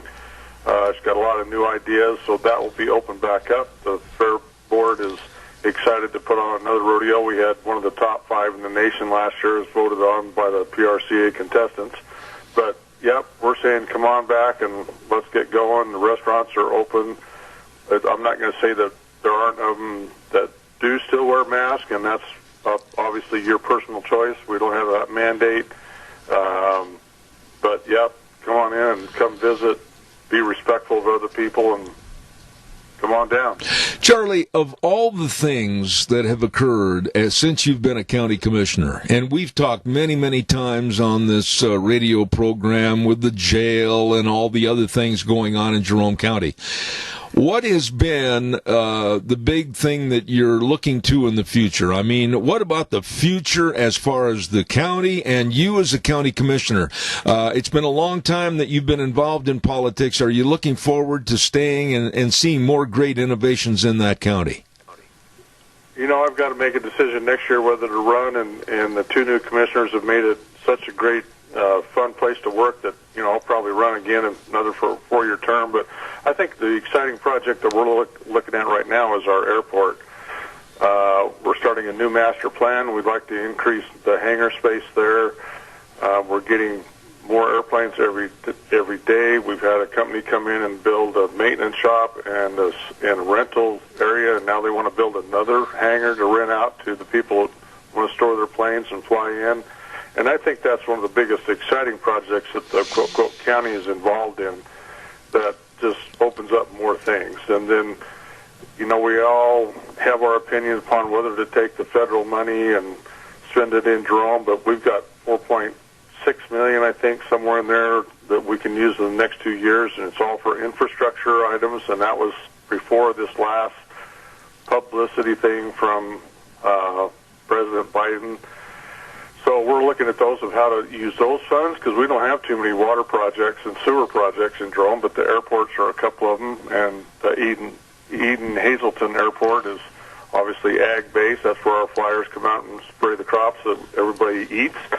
And so that's just, I think that's the most exciting one I've seen coming in that the county is associated with. You know, we are and probably will be for the future in this area, all of Magic Valley, an ag-based economy. And when you look at an ag-based economy, Charlie, and I'm going to be very political here when I say this, when you look at an ag-based economy and you look at this new administration with what they're doing to go away from fossil fuels, go to green energy, higher taxes, this has got to be a fear for you as a county commissioner as to what effect it's going to have on your businesses and your locality. Absolutely. I've always been a proponent that if you want to put more people in the everyday guy's pocket, it's the fuel costs. Because, you know, I drive a service truck in my real life, and I know the difference in what it costs to fill up a fuel tank and drive. And that hits my bottom line. So that is the concern, because we are a driving industry. People live in Jerome and work in Twin and vice versa, and that'll impact them. Those, you know, that is a concern, you know, because how do you keep your businesses going, let me walk away from that cell phone. It's nice music. You might put it on for background music. It was very nice. Thank you. But that is a concern because that hits everybody. The farmers, instead of spending $10,000 on a tank of fuel, now it's $15,000, and that hits everybody's line. Hits their profit margin, and as the farmers go, so do we go. And it's been that way since I've been here, and it continues to be that way. If they have disposable income, it just trickles down from above and helps everybody. Absolutely. Now, speaking of problems and worrisome issues that are affecting the Northwest, and I want to get into this before we have to go, I am very concerned about Congressman Mike Simpson's proposal and kind of siding with the left and the Greens and the Enviros and possibly taking out the dams. What are your thoughts? Well, the short story is I'm not in favor of taking out the dams. From what I've read through his proposal and looked at things, I mean, as you and I discussed earlier, the one that bugs me the most is you're going to eliminate the barges that take the grain to the ocean. And that's one of the most economical things that you can do to do that, as we discussed. And we both had good points of, well, how many trucks does it take to take all that grain? And my thing was, well, Simpson says he's going to get subsidies, which we all love, from the government to offset the cost. But what happens to when the next administration rolls in and takes those subsidies away? Yes. So you can't guarantee anything. This is one of the greatest advantages to northern Idaho to barge that grain that there is. So I'm not in favor of it. I think it's got too many holes in it. If this was a proposal just to start the discussion, hey, let's have a discussion and see what else we can do. My personal opinion is let's look at the walruses and the seals and the sea lions out at the ocean and the harvesting out there before we start looking at tearing out dams that provide economical power to the Northwest. Absolutely. Charlie, one other thing that I'd like to mention in regards to green energy, the effects of what green energy with wind and solar could do to reduce the value of living in Jerome County, or for that matter, any county in the West, because it's going to be much more expensive. It's going to be much more unreliable. What are your thoughts about a transition to the power grid of going just with wind and solar? Well, I think that's been demonstrated through Texas. We all looked at Texas because they, quote, have more freedoms than most of us do, and they run their states different than we do, but they just demonstrated what a fallacy, I guess I want to say, that's probably not a good term, but of relying upon those energies. You've got to have a well-rounded base, and I think you touch upon that. There's a great big windmill project going on in about 4 counties. Jerome's involved in that. It's all on federal land, and so that's going through BLM. But, I have my personal opinions of whether that's a good project or a bad project, but the county doesn't get much say about it. But you can't just rely upon one thing. I mean, that's what makes most businesses succeed, especially small businesses, is diversity. You can't just look at one target. You don't just sell hay. You sell hay and straw and transport other things, and on your back haul, you haul compost. It's not just one item, and so I think that's the same way with the power grid.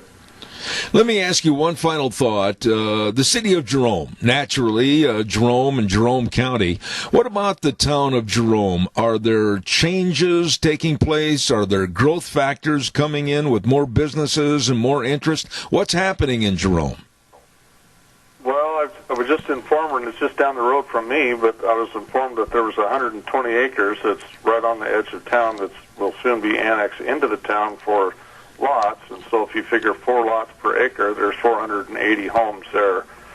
And so then that goes back to the school project of why we need to update the schools and expand on those.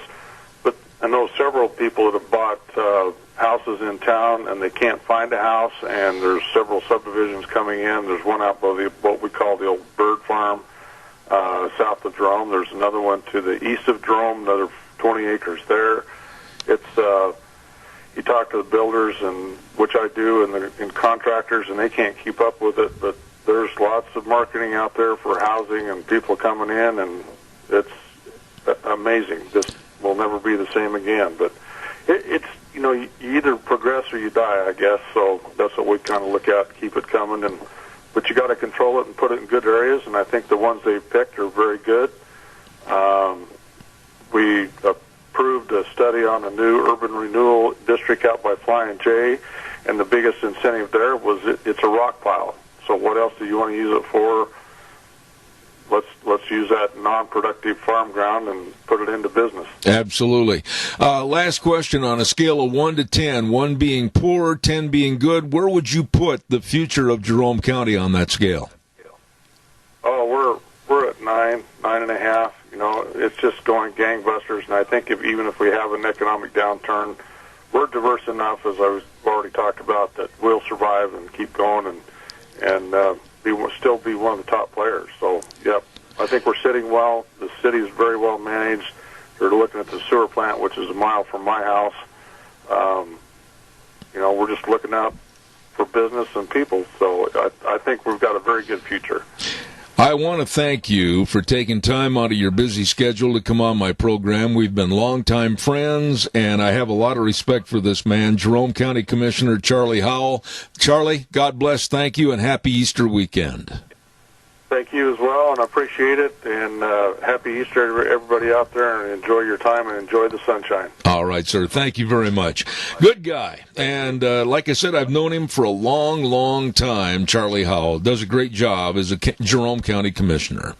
I've got to get the weather in here real quick. And the weather is brought to you by Phillips, Oaks, Goodwin, Crane, and Company. I am really, really high on these people because they are so diligent. They are so caring, and they really work hard for their clients. They are the professionals in accounting services to the Mini-Cassia area and beyond for well over 50 years. The very best of tax return preparation, tax planning, business consulting, retirement planning. They care. And it shows. I mean, they do the job for you. Phillips, Oaks, Goodwin, Crane, and Company, with offices in Burley and Rupert. And right now, here's old Scott Man with the weather.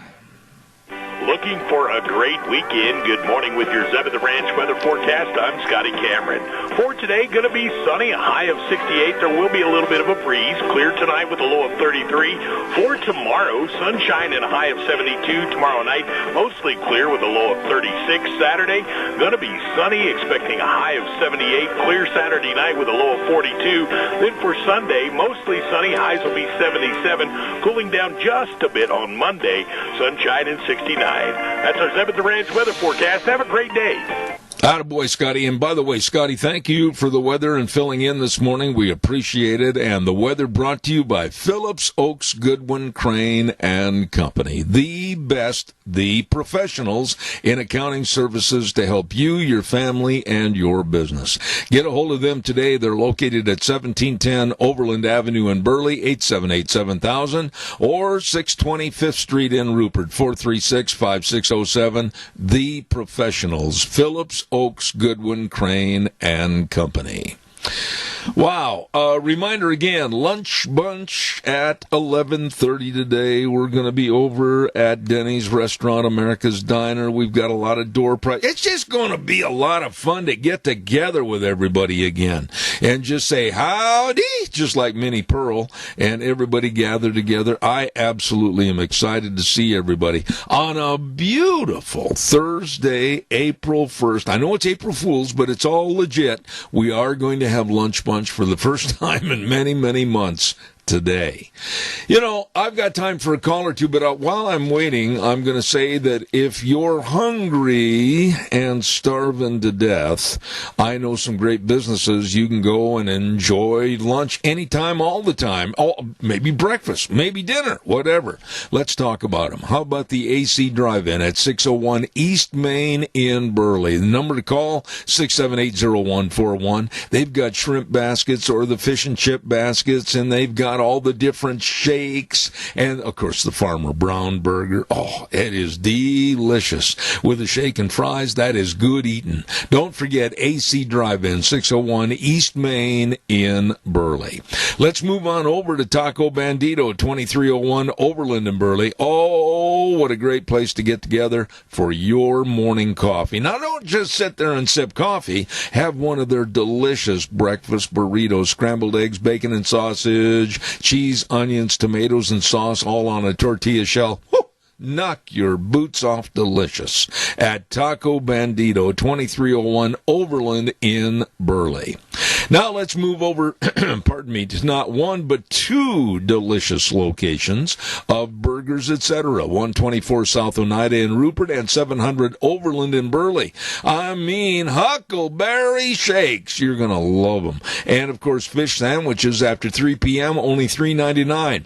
These people are so nice and so friendly, and boy, the food, all the menu choices, delicious at Burgers Etc. in Rupert and Burley. Now, last but not least, on our tour, we stop over to Steve-O's at 290 South, 600 west of Heyburn. Food made the way you love it. 3 tasty steaks like the filet and the ribeye. I love ribeyes. Tasty sirloins, along with all the other menu choices. Oh, my goodness, you're just going to enjoy it. You know why dirty up the kitchen and all the dishes? Go out to eat at Steve-O's. It's great.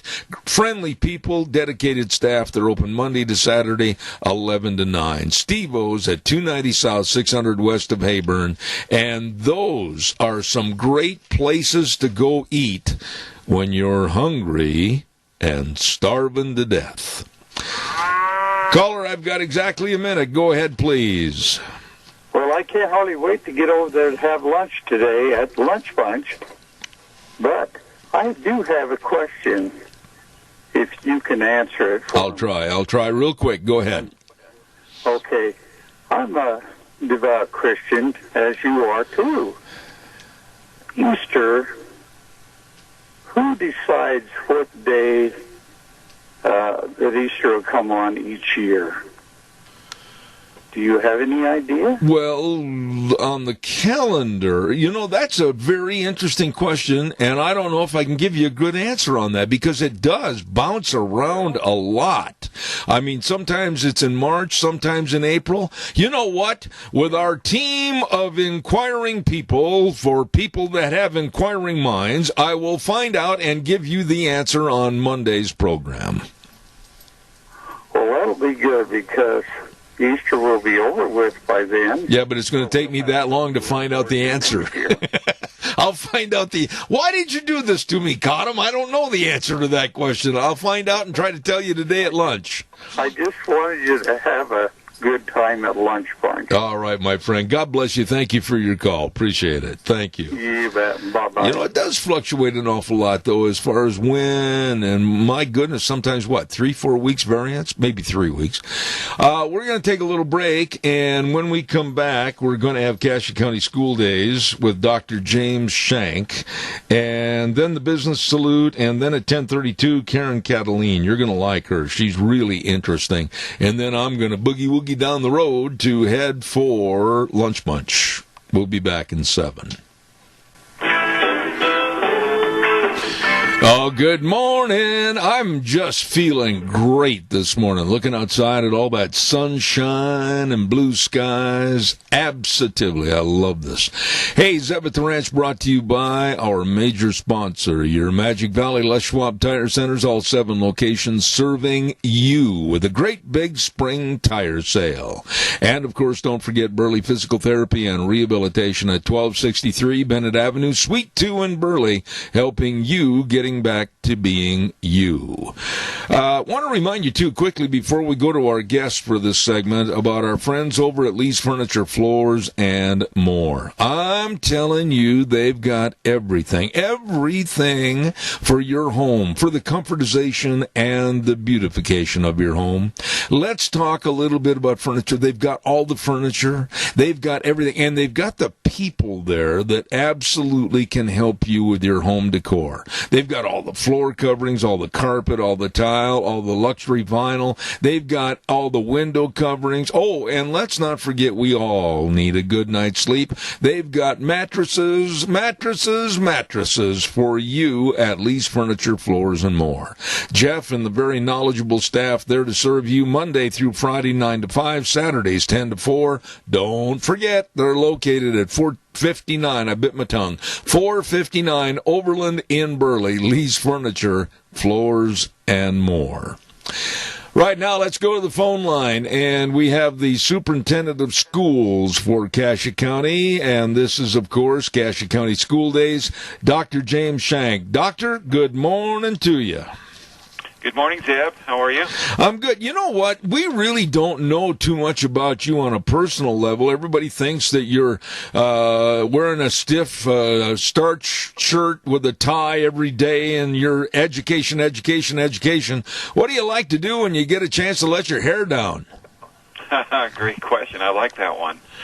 Well, Zeb, I have 6 children, and so they've got a few children of their own. We spend a lot of time just being there, being available, wanting to, build those relationships that you have with your grandkids, and that takes up quite a bit of time. They don't live in Idaho. They live down in Utah, so we do a little bit of traveling.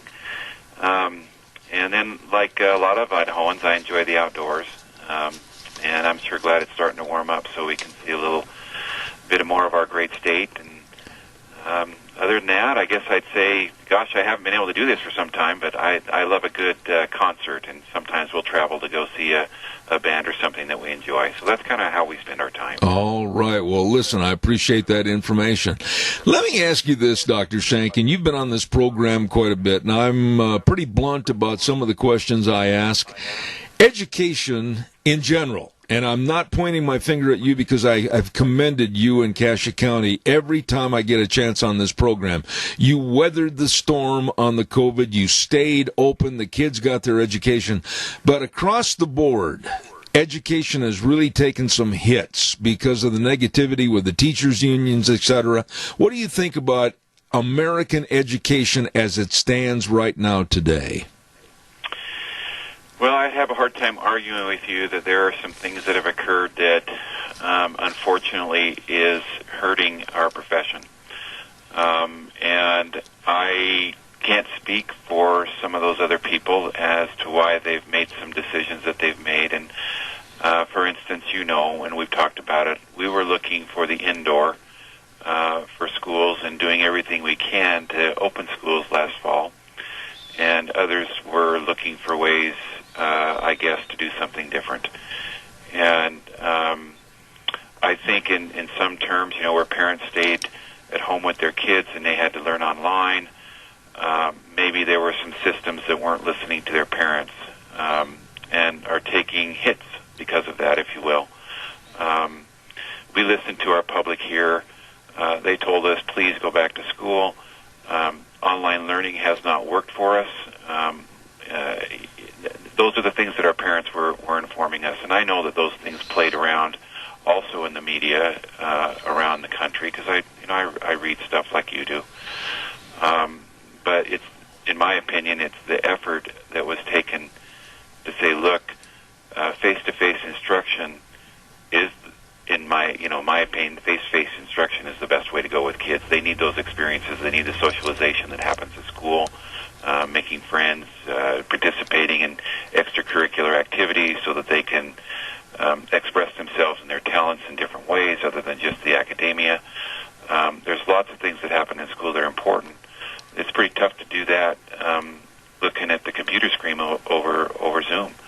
So that's just my personal thought on that.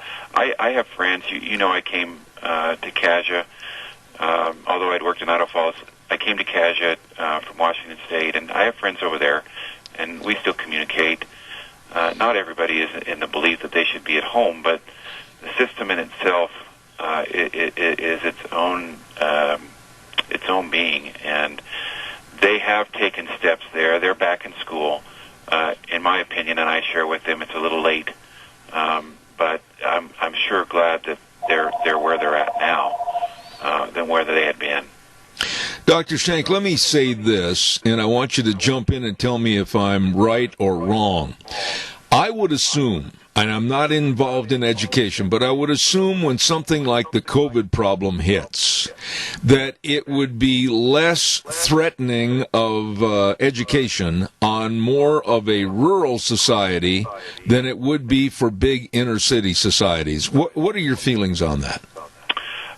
For me, I could see being spread out, and that was one of the things that we asked the health district when we were putting our procedures together last summer, that they consider that Malta, Albion, Oakley, Declo, that if we had an outbreak in Burley, that the intent isn't we're going to shut down Raft River High School or Oakley High School, that we had to take into consideration we had schools in 5 separate communities that, were miles apart. And they agreed with that. And so, you got a large population. Cultures are different. I think there needs to be considerations with that. But I'm also going to come back and tell you that you have to pay attention to the data. And so, for instance, if I have a school, regardless of where I'm at, if I have a school that has less than 1% of an infection rate among staff and children, why are we closing that down? I go back to last spring, and of course, no one knew, and I'm not casting aspersions on anybody. But we went into soft closure here and in other places, and we didn't have a case.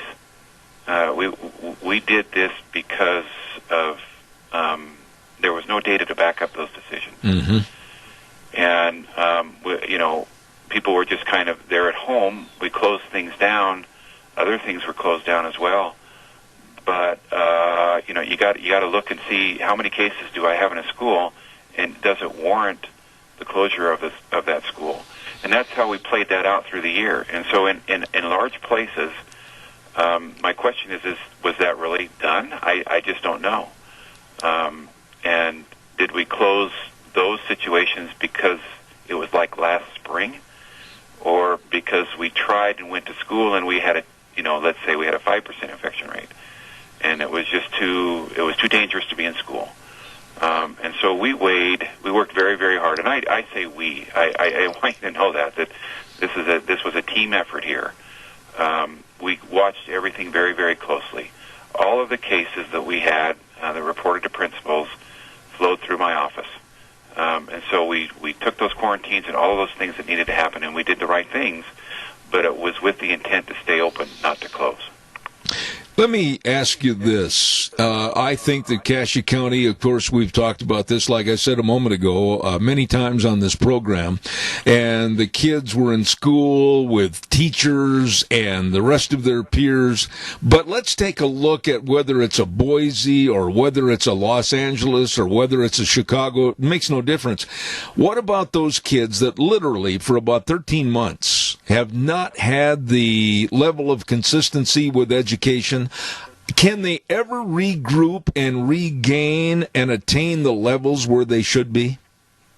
There'll have to be some sense of desire to catch up. The system's going to have to apply its resources in order to take that year, and some it's going to be longer than a year. They're going to have to measure where those kids are and try to find out if things were lost, and then put a plan together to get a year and a half, 2 years of growth out of 1 year. And in the years of, if people remember, the whole idea with No Child Left Behind and adequate yearly progress was to close the gap. And so here we are, we're post-NCLB, we're post these sorts of things, but people are going to have to reconsider and think, how are we going to close this gap that we lost? And we're thinking about that too, Zeb, right here. I mean, we're like, last spring, we lost 2.5 months, and it's probably reflected somewhere in our data that we'll study hard after we take the spring ISAT. And I'm actually very hopeful that because we've been in school that we can show and demonstrate that in our data. There was a good reason to be in school, and it'll show up. And and then we'll take it like we normally would and say, this is where we're not doing well, this is where we want to be, what is it that we're going to do to get there? And we'll play those things out. We're doing some things even now. We've dedicated, we're in school 4 days a week. That's been our response to COVID. And we're sending the bus around. We have consultation Fridays, that's what we call them. And if kids need help, they can come to school and get some help from their teachers on Fridays. And now we're going to go pick them up and bring them to school and get that help. And it's so far been good. We're looking at a summer program, one that's hopefully fun for kids, that they'll want to come. And if they're behind, get a little catch-up time. And so there's going to have to be a huge effort to catch up what was lost. Let me ask you this final question, and I probably sound a little naive when I ask this, but from the grade school to the high school to the college and university level, and then out into the working world, are we going to see a ripple of a lack of talent and a lack of ability and a lack of jobs because these kids aren't ready? Well, that's a tough question, and I do appreciate it. When it comes to opportunity, if we as a society have made a decision that somehow limits opportunity, there's going to be an impact. And I think we're going to have to wait and see that if those limitations cause that impact. I think we can draw some sort of intuitive thought around that. That's because kids were at home their senior year or part of their junior year and their senior year, that there might be something that shows up in the freshman year at college, less prepared for chemistry or something. I'll just throw that out. That's probably going to manifest itself somewhere. In the K-12 system, you'll see us, and I hope everywhere, there's got to be a very concerted effort to make sure that by the time the kids leave us, that we've fully prepared them to be able to make choices when they leave. Absolutely. And that means college, vocational, whatever it may be.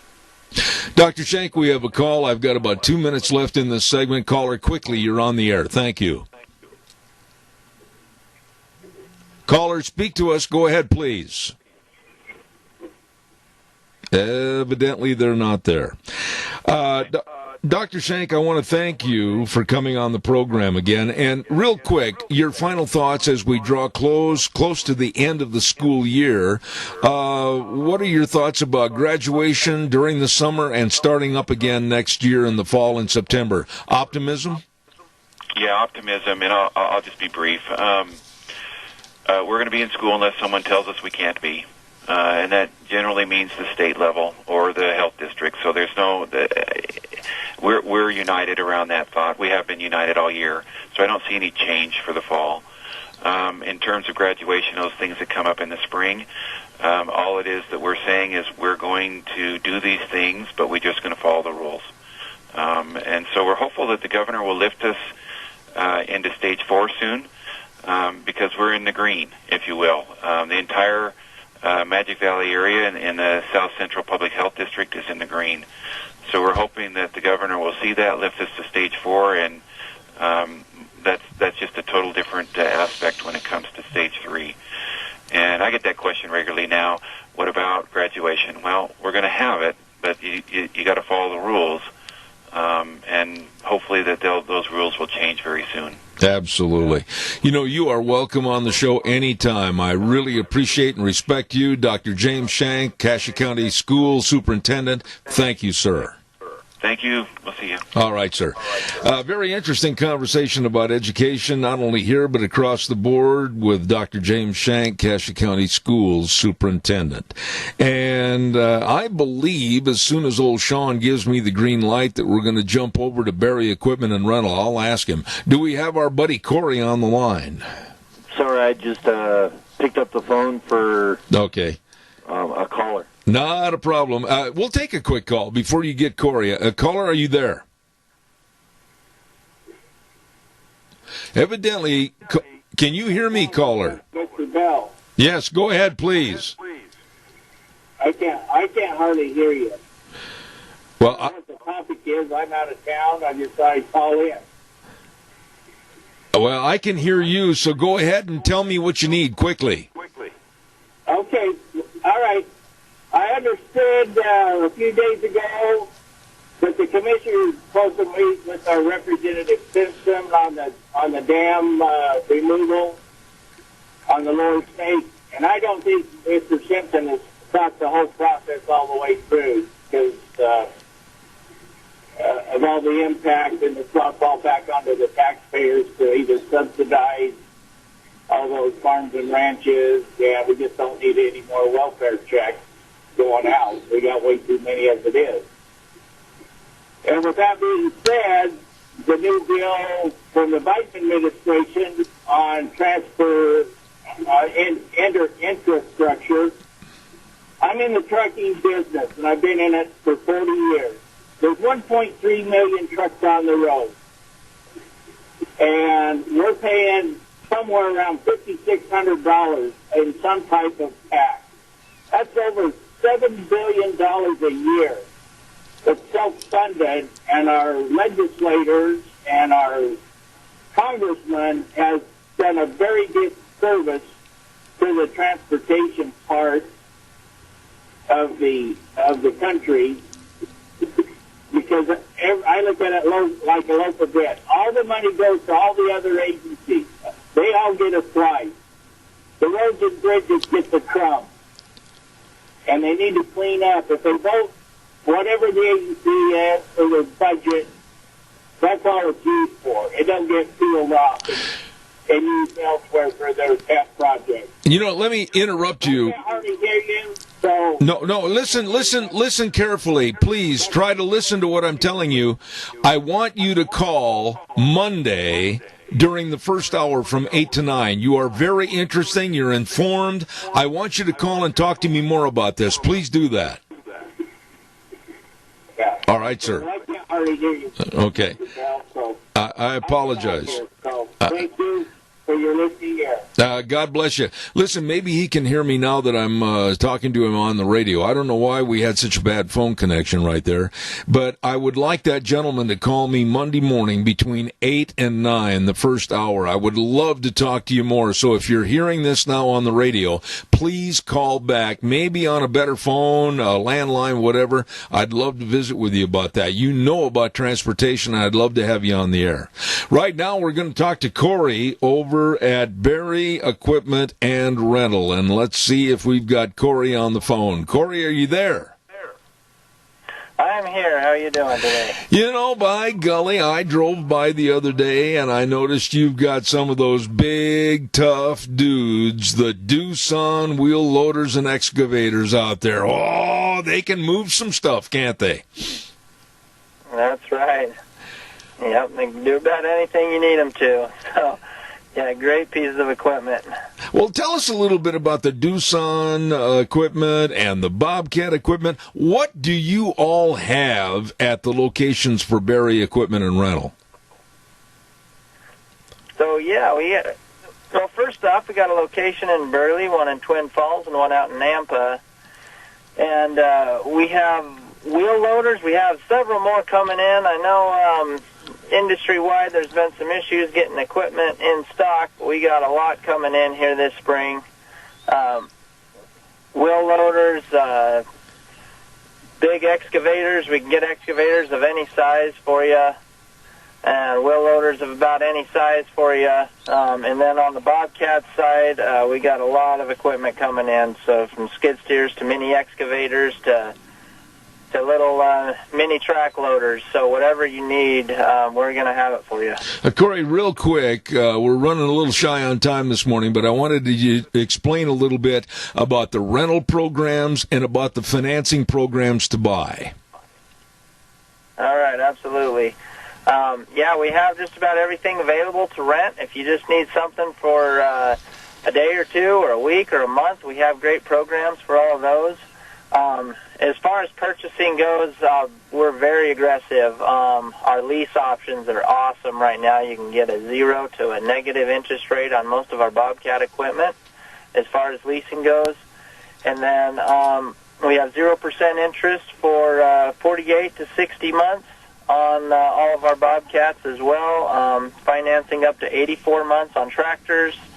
A lot of different options out there for any type of customer. We can make it all work for you, whatever you need to make it work financially. And, Corey, when it comes to lifting and digging and pushing and carrying and leveling and grading, you've got all the equipment, right? We've got it all. So any of your construction needs, ag needs, anything like that, we can get you taken care of. Come see us. Let's talk a little bit about the locations and their addresses and also the hours that you're open.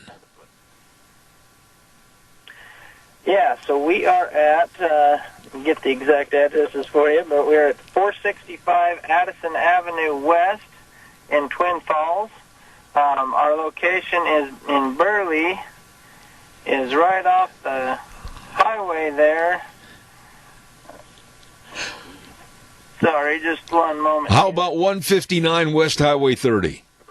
What? That's it. I'm sorry, I didn't have the address memorized there. And then we got a location there in Napa as well. Okay. And what about the hours? When can they stop in and see you? 7:30 in the morning until 5:30 at night. And real quick, I've been stressing to everybody when they get equipment either to buy or rent at Berry Equipment and Rental, if you're not sure how to run it, you'll teach them, right? That's correct. Okay. Absolutely. And we have, if you come to our location out here in Burley, we have a big pit out there that we'll take you out and let you run it, play around on it for as long as you need. We can show you anything you want to know about any of our equipment.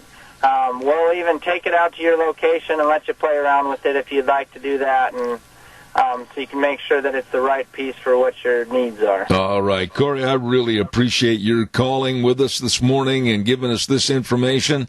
Berry Equipment and Rental, Sales, Service, and Parts, Burley, Twin Falls, and Nampa. God bless you, man, and have a very happy Easter weekend. Hey, you too, Jeb. Thank you very much. All right, take care. Thank you.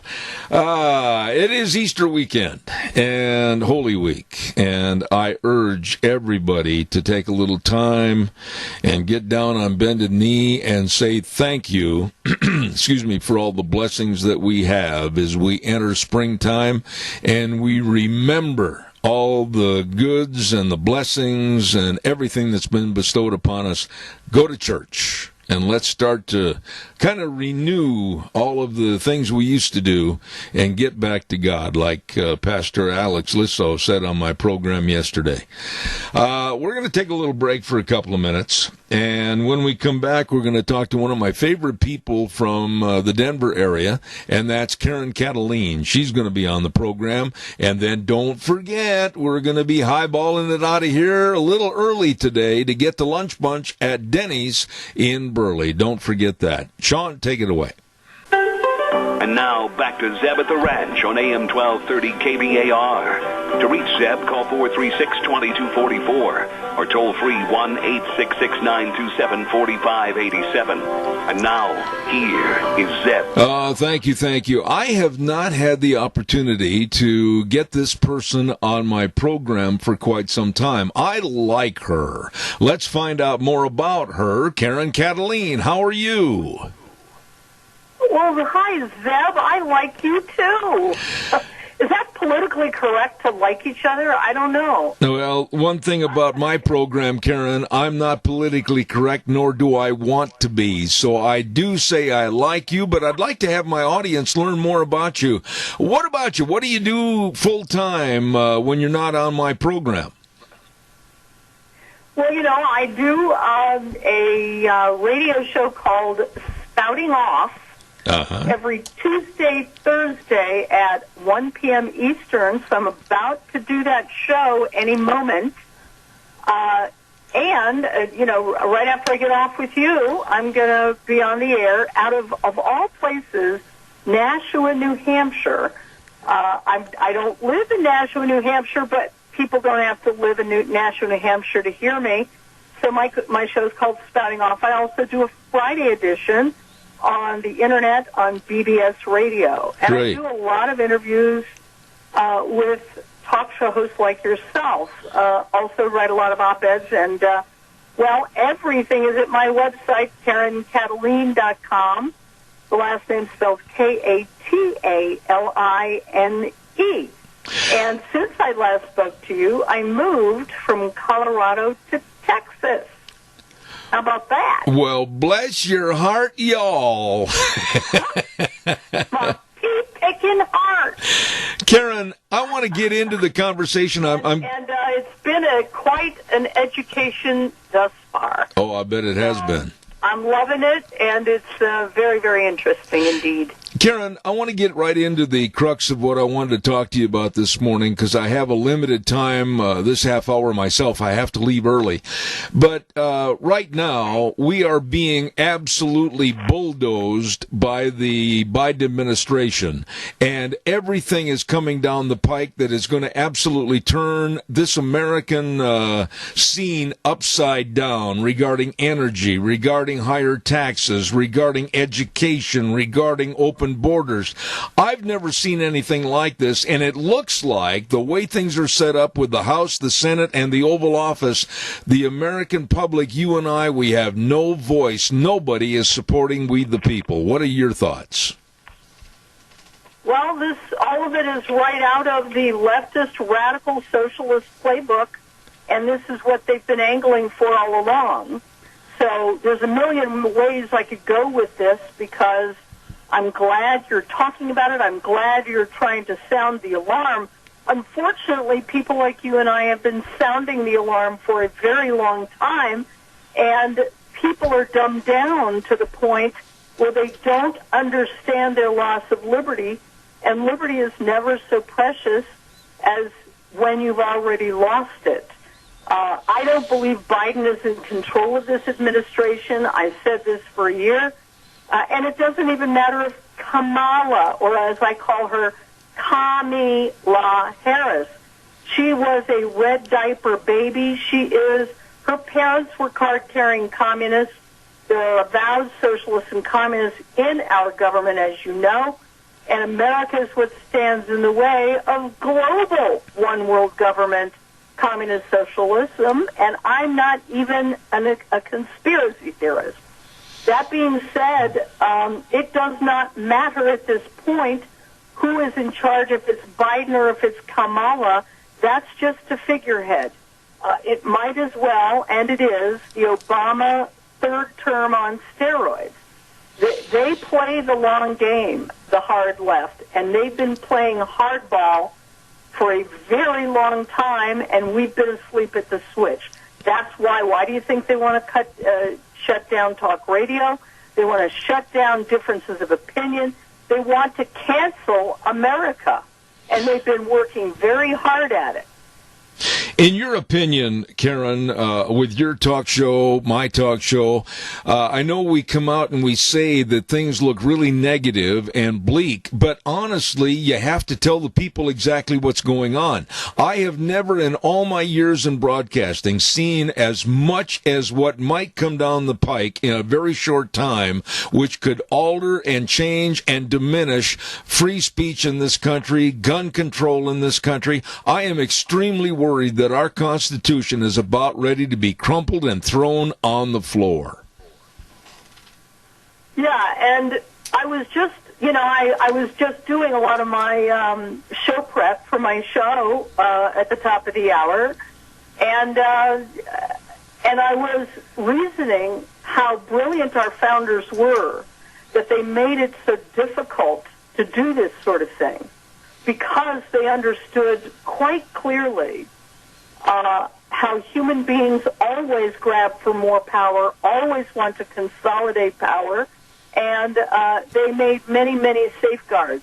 None of this could have happened. I believe it is already happening and has been happening for a long time, but none of it could have happened without the American public being detached from the most basic fundamental principles of decency, honesty, personal responsibility, and they've been attacking all of the things we hold dear for a long time.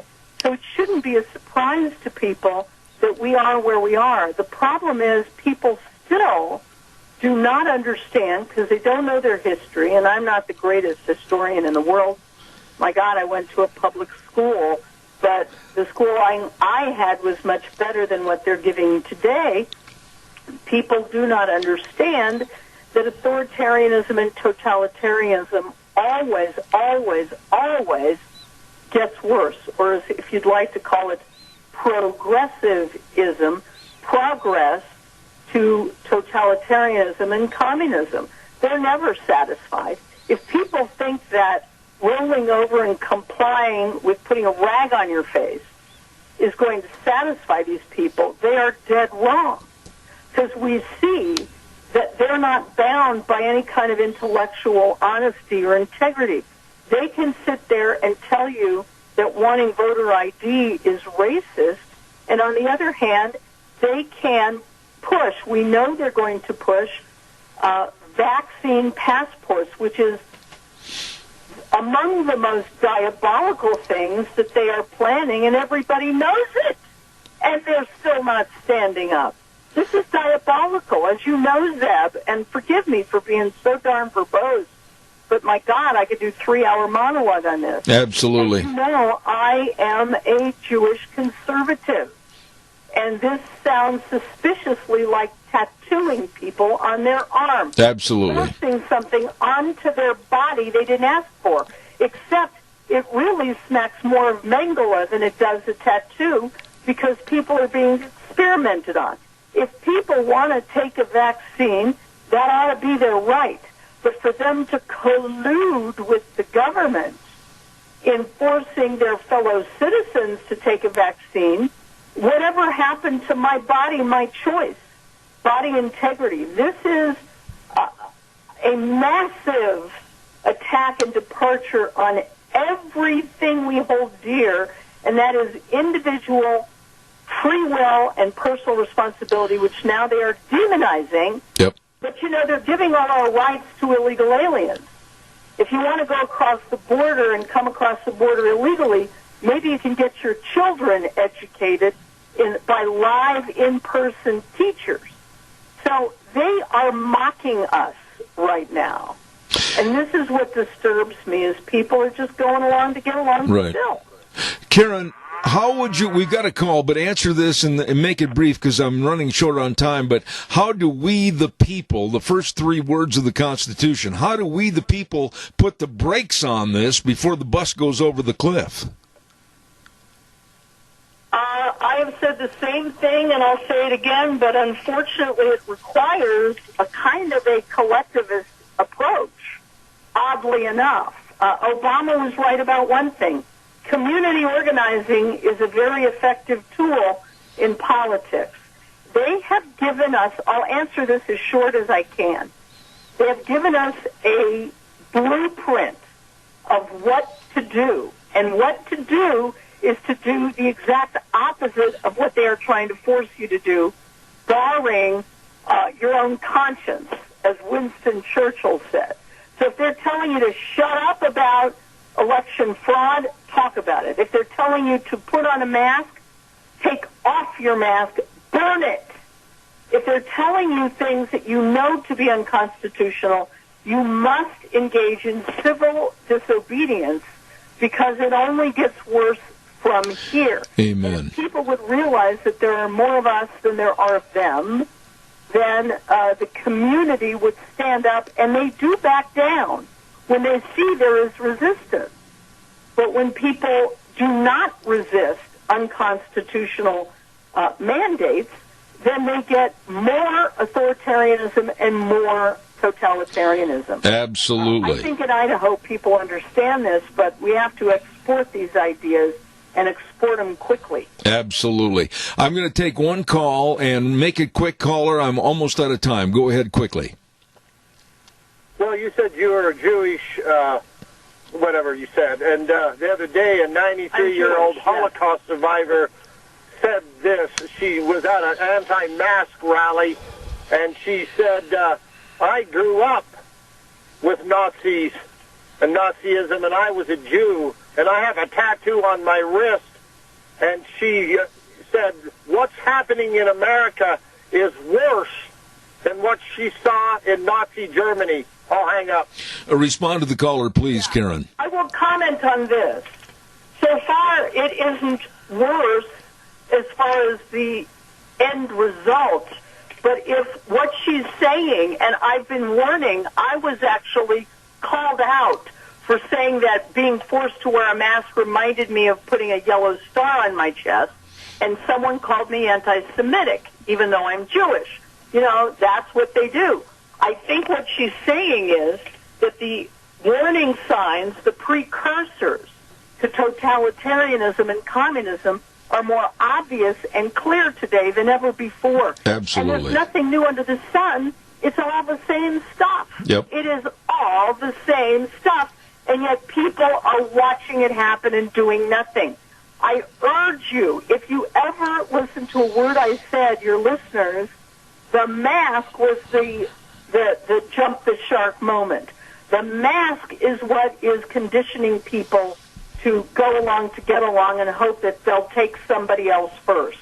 People must take off those damn masks. They are preposterously stupid.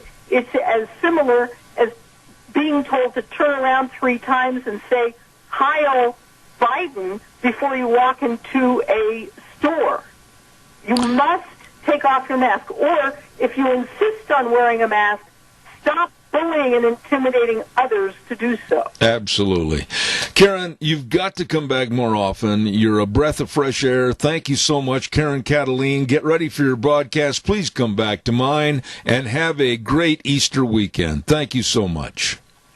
Thank you, Zeb. Same to you. God bless you. Thank you very much. Love having that lady on the program. Very outspoken and tells it like it is. Time for the weather, brought to you by Scarrows Meats, 331 North Road, Jerome. Telephone number to call, 324-7657, or you can go to their website, scarrowsmeats.com. Absolutely delicious meats from Scarrows Meats. All the different flavors of bacon, the sausages, the bratwurst, tri-tips, pork ribs, you name it. It's delicious. And you're going to really enjoy going back time after time for more of Scarrows Meats. We'll have more in just a moment, but right now here's Scotty with the forecast. Looking for a great weekend? Good morning with your Zeb at the Ranch weather forecast. I'm Scotty Cameron. For today, going to be sunny, a high of 68. There will be a little bit of a breeze. Clear tonight with a low of 33. For tomorrow, sunshine and a high of 72. Tomorrow night, mostly clear with a low of 36. Saturday, going to be sunny, expecting a high of 78. Clear Saturday night with a low of 42. Then for Sunday, mostly sunny, highs will be 77. Cooling down just a bit on Monday, sunshine and 69. That's our Zeb at the Ranch weather forecast. Have a great day. Scotty, thank you. You have a great day yourself and a great weekend. Don't forget our weather brought to you by Scarrows Meats, Don Scarrow and the crew at 331 North Road, Jerome. Telephone number 324-7657. They are changing the way we eat, one delicious bite at a time. Want to give a great big shout out to our major sponsor, and that's, of course, your Magic Valley Les Schwab Tire Centers, all 7 locations. And right now, right this very minute, they are having a big spring tire sale for you. That's going to help you with your car tires, your pickup tires, your SUV tires, horse trailer tires, boat tires. Oh yeah, they've got all the sizes, all the tread designs for all vehicles, and it's spring tire sale time. You stop in to any one of the 7 locations and check out the excellent brake service, front end alignment, shocks and struts, batteries, but above all, the service reigns supreme. They really take care of you. Stop in and see James and Buell, Dan on Pole Line in Twin Falls, Lane and Rupert, Mike and Jerome, Dave on Blue Lakes and Twin, the Twist family in Paul, and my buddy Trent on Overland in Burley. They are the best. Your Magic Valley Les Schwab Tire Centers. That's going to do it for today. I'm going to leave a little bit early so I can get to lunch bunch. Our Bible verse for today is from Proverbs 20, verse 4. Think about this one. If you won't plow in the cold, you won't eat at the harvest. Amen. The way things were are the way things ought to be, and the 4 words that mean the most to us, in God we trust. Sean, if you get the lunch bunch, I'll buy your lunch. Have a great day. We'll see everybody next Monday at 8:06. Zeb at the Ranch, have a good one.